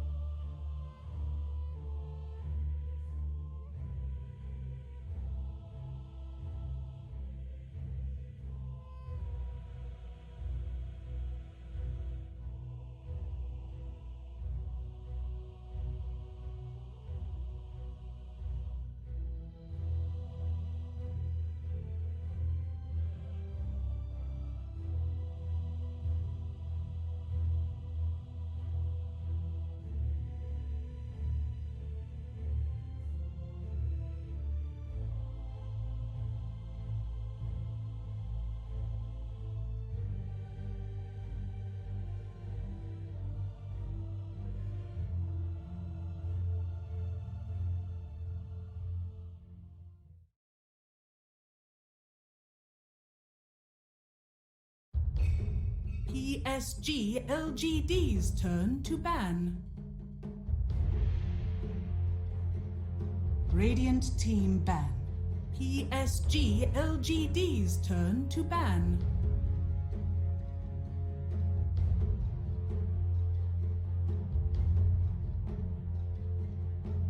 All right, ladies and gentlemen, we are here for the third draft between EHOME and PSG.LGD. It is MLP Dota, and of course the lovely John Inspired. John, game 2, I've got to say, was a little bit weird.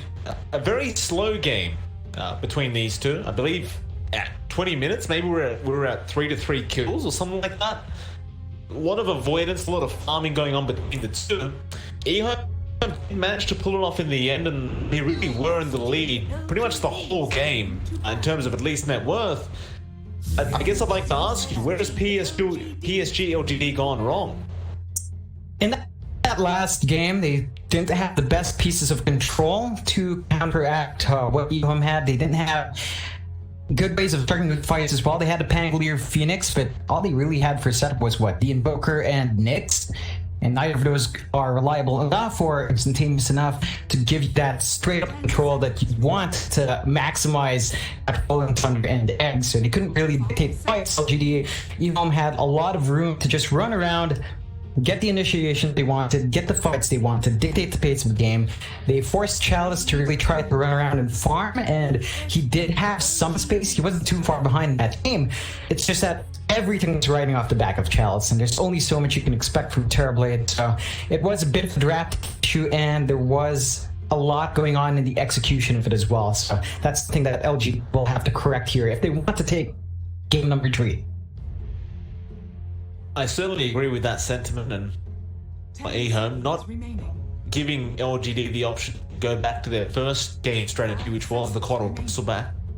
They do have the Coddle available to them if they so wish, but they won't have the Bristleback combination that they really enjoyed running that game 1. So instead, we do see the F1 Shadow Demon come out a second time this series. Yeah, we've seen a lot really falling back to that Shadow Demon Force. LGD does play with it really well. It allows them to have a lot more laning presence on hand. You just have a lot of potential to shove out that enemy laner. That will let EHOME slip into Grimstroke Ember Spirit. Not the best in terms of direct synergy just yet. We're not building off of anything with a soul bond, but you've got potential with how the Ember does jerk in. You have some control for EHOME to play around with. EHOME, they go into that very, very strong opening duo. We've seen quite a few times EHOME that Grimstroke Ember, I'm gonna say, have brought it out. They have basically won. Soulbind basically just locks them up. A very easy chain setup from the episode. LGD, however, goes straight into the DP. And if you are planning to run that Ember Spirit core, it's going to be a bit rough in the DP. Yeah, the Death Prophet is have a lot of ways to play around the Ember. Silence is the best, one of the best pieces of control you have. It's not the most reliable, but if you can land it, and the Ember is just kind of stuck in a pretty awkward spot for a while. This does give LGD some really fantastic option to sustain, so the DP should be able to stand there, fight, take towers after you're done, and you really just want to build up and start to clear out the map with his hero every single time that system is up and running. Yeah, absolutely. Third pick next. We did see the Centaur and Beastmaster bands coming up from either side. Following respect ban effect beyond Beastmaster, which can be very frustrating to have up against. Do they want to go up the clock? Like, we'd love to see it. They did do this yesterday as well, EHOME. They went to a game 3 and running that off-lane clock. Now we'll see the Pangolier come up. I think it's just as potent. You still have a space for the clock if you want to down the line. It is looking solid for EHOME, and LG pick up the fucking response. They've got a better team fight now for LG. They've got this way to lock the Ember in beyond the silence and the Pangolier. They've got that control set up for the free hero to have, and EHOME's draft so far doesn't really. They pick up the rookie next to silence. They're potent. You're like, oh.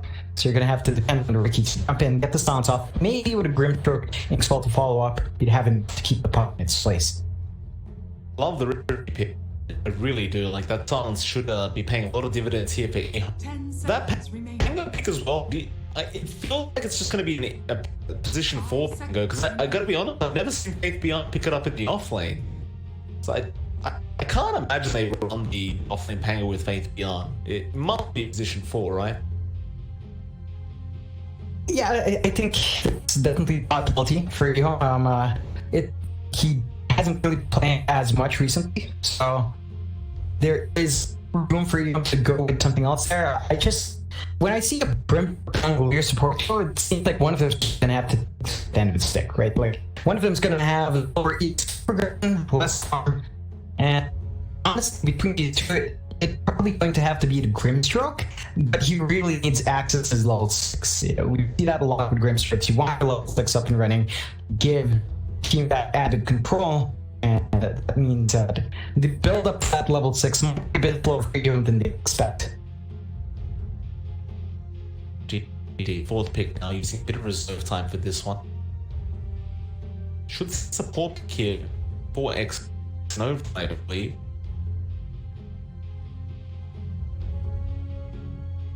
Definitely wanting to leave Somus's. Well, Somus is already a DP, unless it's going to be an offlane DP, which there is potential for that as well. So many flex picks from LGD. It's very, very hard to tell how they're going to lane this. They'll have to think that Ricky may have put a bit of a spanner in terms of their draft. Basically, every time you do see a rookie pick up, you have to be so careful how you draft, because it can escalate so quickly on the side of EHOME. Like last game where both teams kind of feel like they need the farm. It's nowhere near that kind of game. Radiant team back. Legion Commander. Alright, they'll go for the LC, so that should be the old weapon hero coming out. So that kind of locks in the DP in mid. Still a safe one. It does appear maybe a support puck we're seeing. Yeah, I think that's the likely case for LGD. They can't have all their courses at this point. To really prioritize their last picks. You do have some bug from League Command here, a pretty decent way of dealing with a rookie. If you can, you should target on that rookie every single time. The Ember is a pretty potent target to go for as well. You don't have any way of guaranteeing yourself here for LG, so no shallow grave on their side, no false promises coming out, but you have the same thing for EHOME. No snowball saves, no shallow graves in their end. So it is a bit of a freer LC match in that sense. There's nothing stopping a full duel from really succeeding here, but you have to choose your targets carefully, as there is some get sure, you know. It is. The bottle pick, 10 seconds reserve time for this, by the way. See, we saw the Husker and Lycan bands. 10 seconds remaining. 5 seconds remaining. They go for a bit of a deeper thing. Looks lane is laning stage for LGD with these kind of hero pickups as well. And okay, the block seeker comes out. It definitely looks like a support puck. There's potential for a support offer, but I hardly doubt. It does look like it should either be. Do you put Bloodseeker safe or do you just put him mid?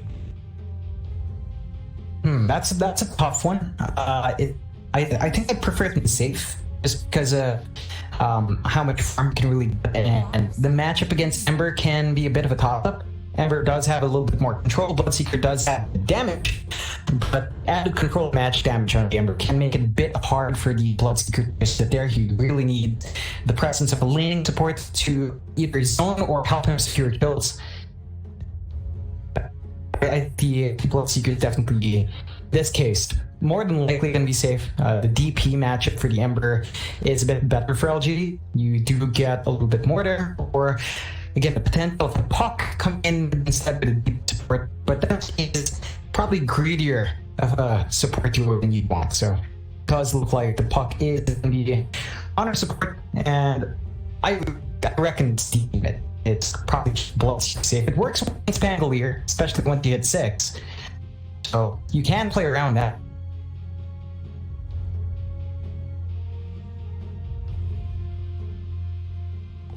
A hard decision to make for this final pickup now. It's just such a lineup. LGD, EHOME, not so much with their own.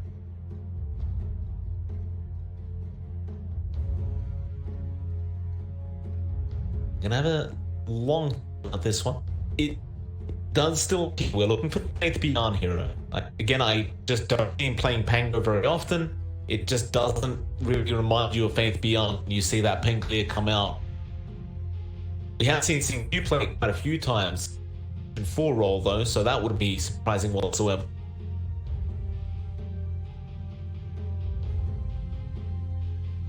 Coming into a Bloodseeker, it doesn't feel nice. Yeah, it's risky going for that clock into blood. The potential for trapping is pretty big. Go to Visage. This is yeah, this is not something you see too often, but it can be highly effective. Give a lot of great punch, a lot of good damage, and decent laning control that, if you're not careful, EHOME can definitely punish you for overstepping. Yeah, it's funny as well because LGD, I believe it was, did go for the Lycan. Couldn't, but the Lycan was taken out, and now you've got this other kind of hero that can really set up a crazy amount of push from level 6. I wondered, with this kind of build as well, do you go for a similar style as that Beastmaster? Do you go for Helm of the Dominator, maybe a Necro book? Like, what would be stopping you from doing that as a Visage? Personally, John, I'm a Visage player. I have no clue what to expect. We don't see it enough to really know what the item build should be. But Faith went a very similar style build as Beastmaster does. I think 2 years play like too much as you expect. I actually think, at least before, it's been a while since Visage was taking the center stage. I think the build-up used to be Solar Crest, just having that added minus armor, going for the really stupid damage on your birds and trying to burst yours down. There are some pretty potent targets here for the Visage to really run down as well. That's something that you could build up to. I don't think Necro's amazing on Visage, but with the way the game's changed, it could be something viable. I'm not entirely sure because everybody that plays to just kind of died out. They just stopped. They were like top 100 players. I don't really have info anymore. You have brought back some memories though of that Solar Crest build that we used to see. I do now remember that one Visage always went. I disagree with you on that. I think it might be a really nice pick. Time will tell. It is Faith Beyond after all, so you have to be, you can't expect too much because he always ends up proving it wrong somehow. Yeah. With his kind of item builds and the way he plays the game. He's very unique in that whole process. He doesn't really necessarily follow a standard item build or meta. Yeah, he tends to do his own kind of thing. Like, even now, he's gone for level 1 Soul Assumption. So, you used to see Ray chill at level 1. I guess it sort of indicates that looking for a threat off the bat. There is a lot of potency with Briss that have Assumption level 1. I've had a lot of discussions as well. Towards the recent ways of playing Visage, I think my friend actually did prefer Soul Assumption just because of the lane distance. But you pop that Grave, all you can really do is trade roll clicks during that 6-second window. So you're using some move speed drain and a bit more attack to create hits for 6 seconds. And that it can even cool down for 6 minutes of 90 mana as well. Soul Assumption's a good amount of burst. Just a little bit more value in that early game. At least level 1. Well, it's going to be the mid-DP. So I'm going to put Chalice on Bloodseeker up at the same flame. We are going to see F1 in the position 4 park. Or 11. Going to be on that LC. Nothing too surprising there. And LGD not going to give any kind of opportunity for the very, very early first blood potential. But EHOME, they're going to stick around. Start moving their way top as 3. And I definitely believe you 100% want to try and go for it. But no, why is it going to take you out? He's not going to waste any time. I guess you still do have some crazy amount of rack potential that's all some without going for first blood anyway. It's still pretty potent, especially with Q. If he gets the right swashbuckle, you could fill up the charges fairly quick so that it can give access to damage for 50 as needed.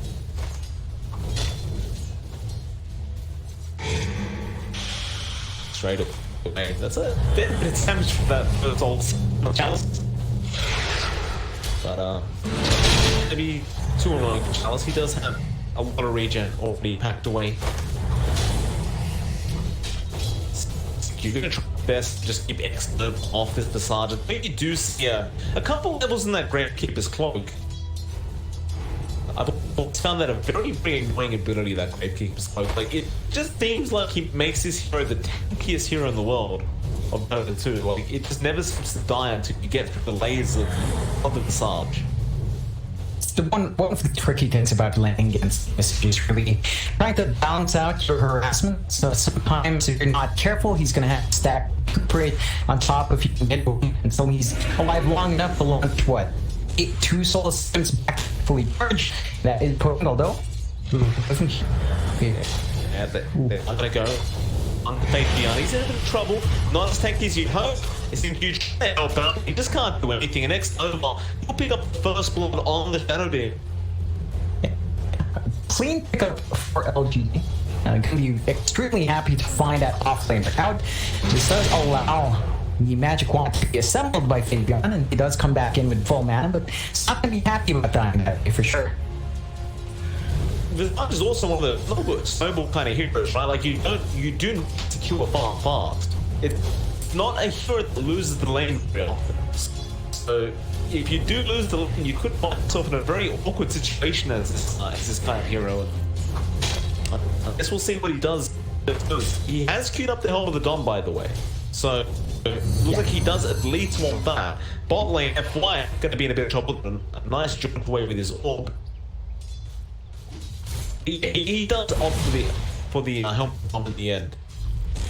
I think that's fine. I think it's one of the items you do go into as a Visage. It's give you a bit more. It's stacked with really good hero. Just that region you get for your birds as well.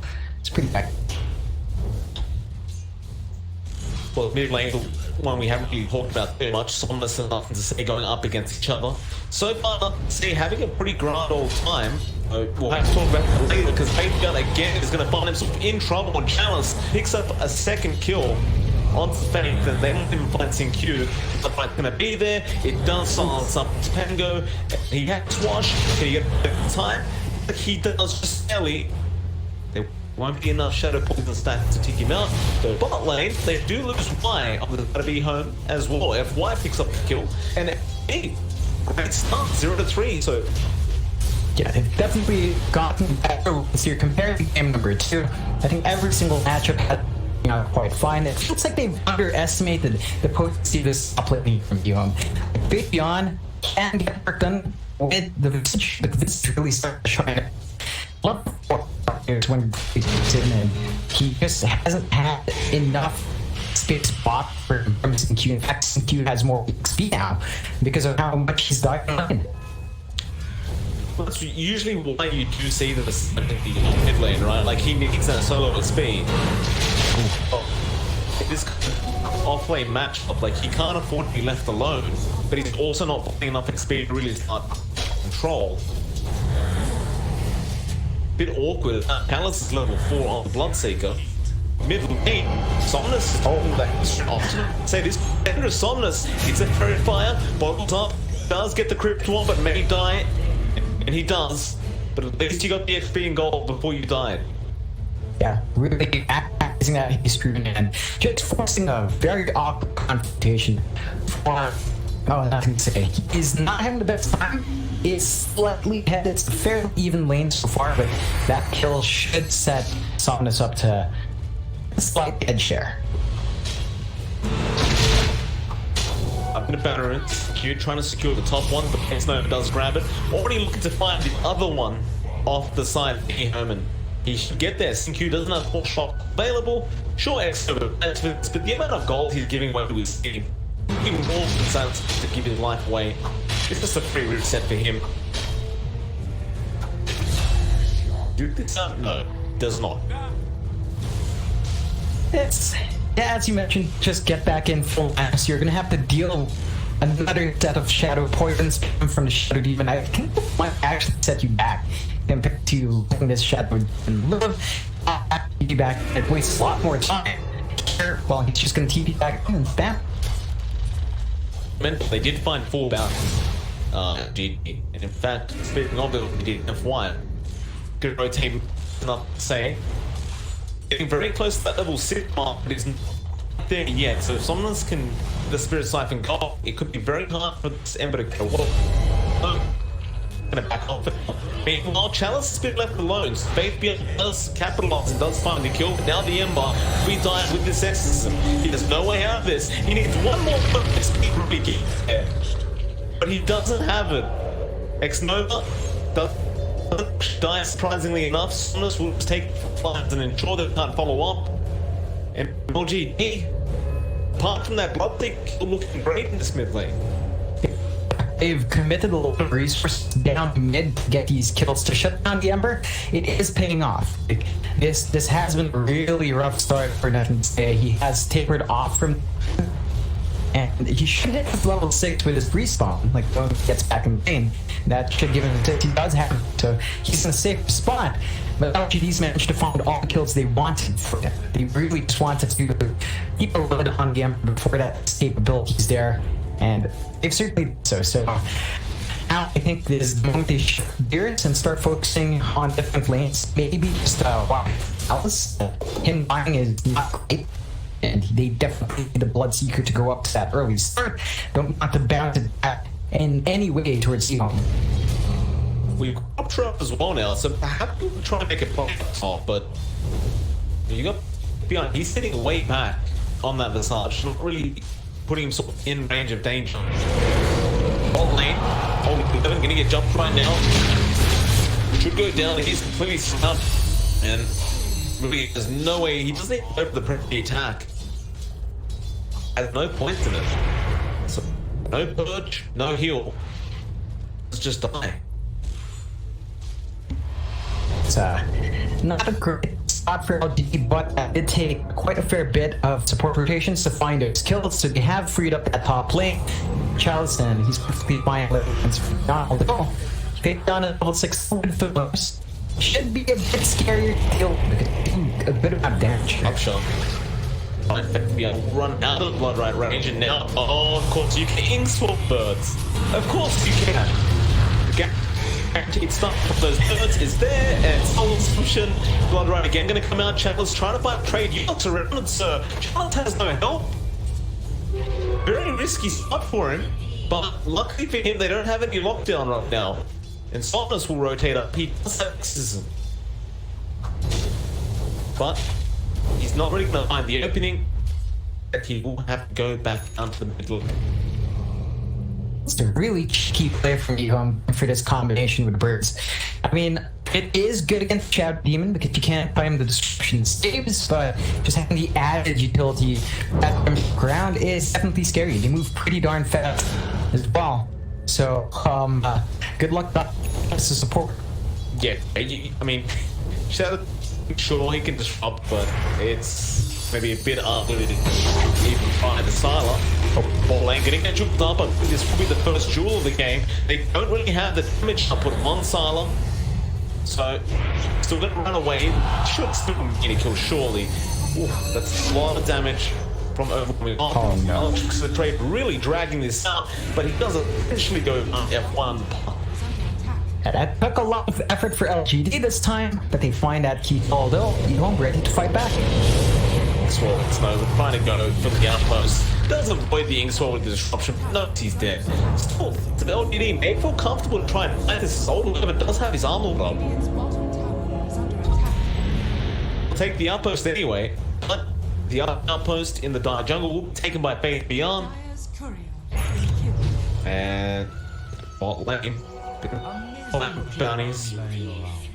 But the Ember will just run out of time. This should allow LGD to get that put going on lane. They've still got the exorcism on some. It doesn't look like they're even popping. They're gonna find that hero one down without having popped big ult. At the same time, they have been taking some damage up top, but Fate Beyond hasn't really been focused too hard on towers just yet. Death's bounty.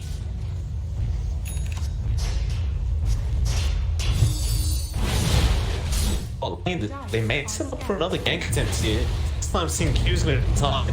Chalice has Rupture, commits the blood right, but it does have the range for that Rupture.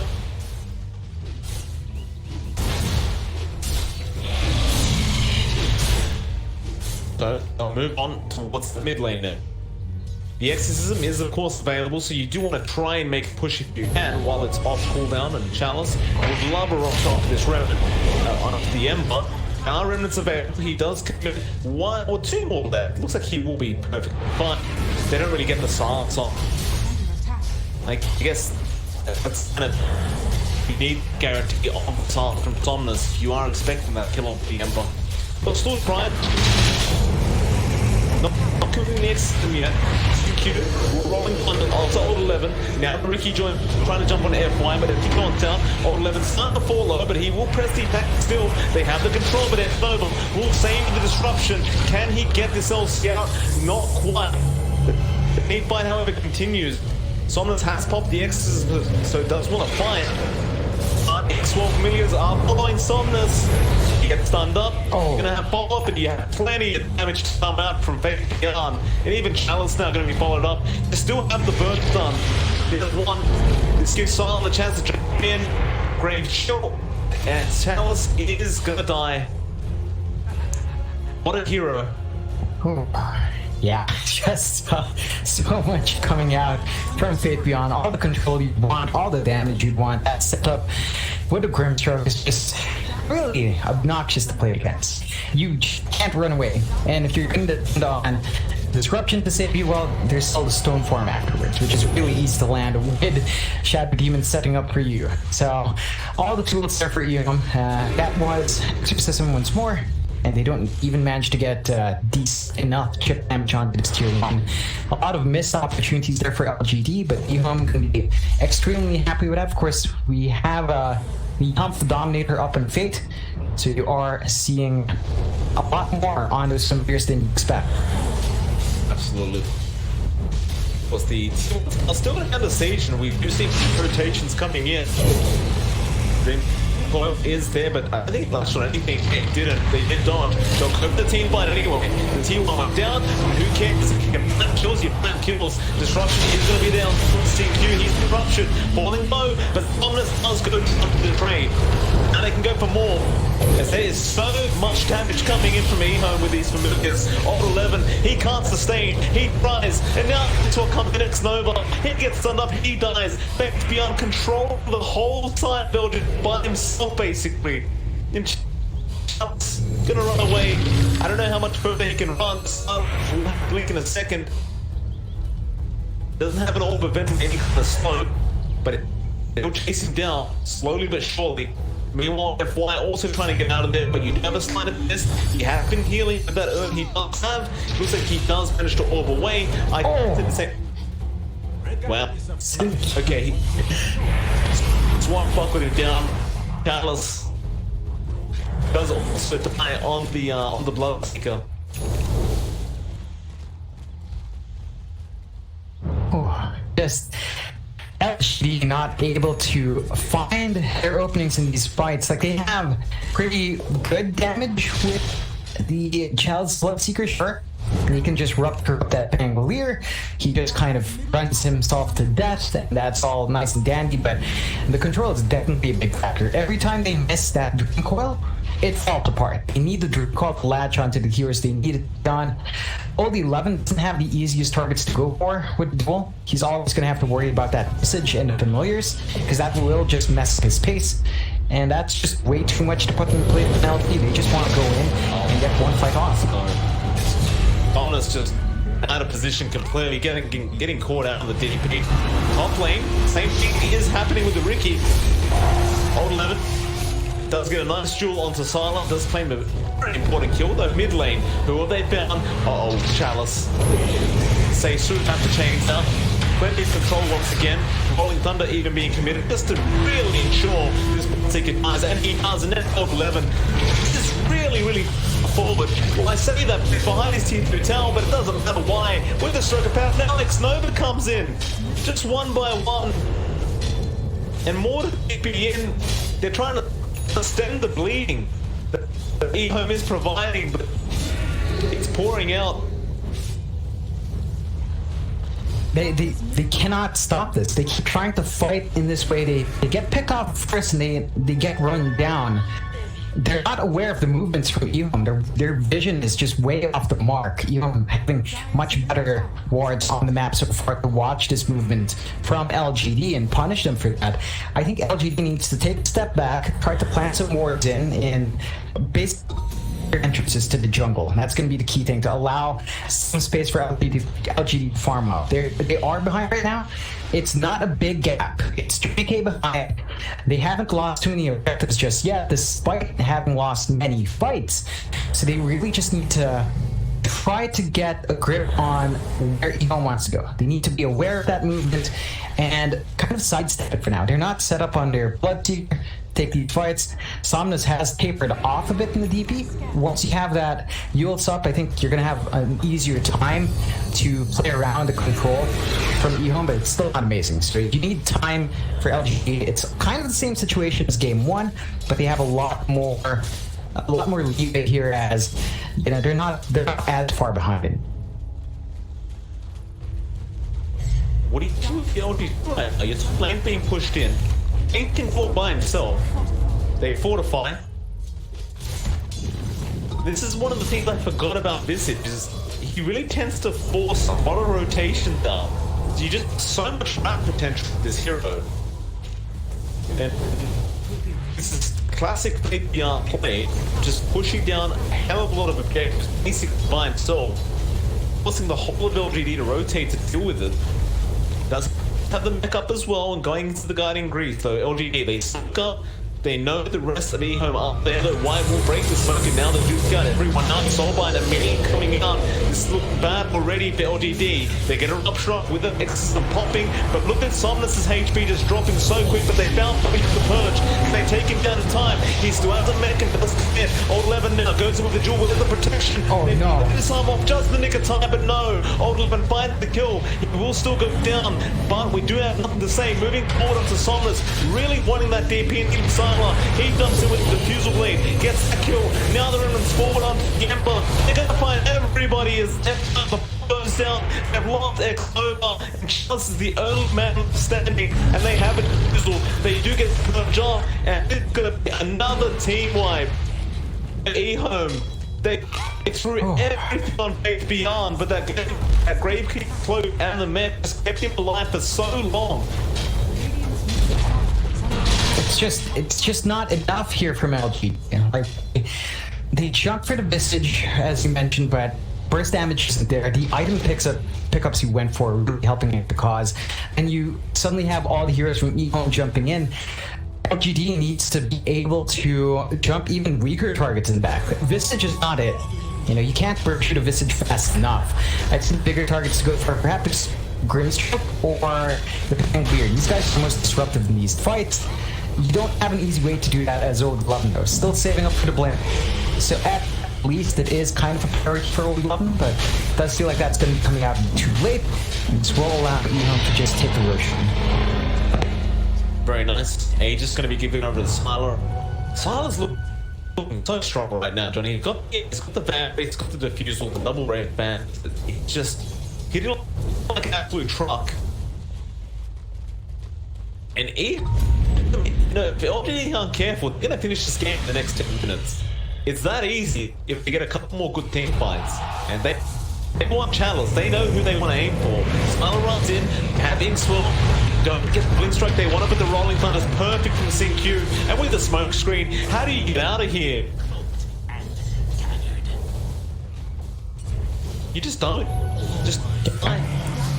nothing to say. Meanwhile, getting up with Sans from Somnus. This could be a big kill. He does pop his blade mount. Say has help coming in.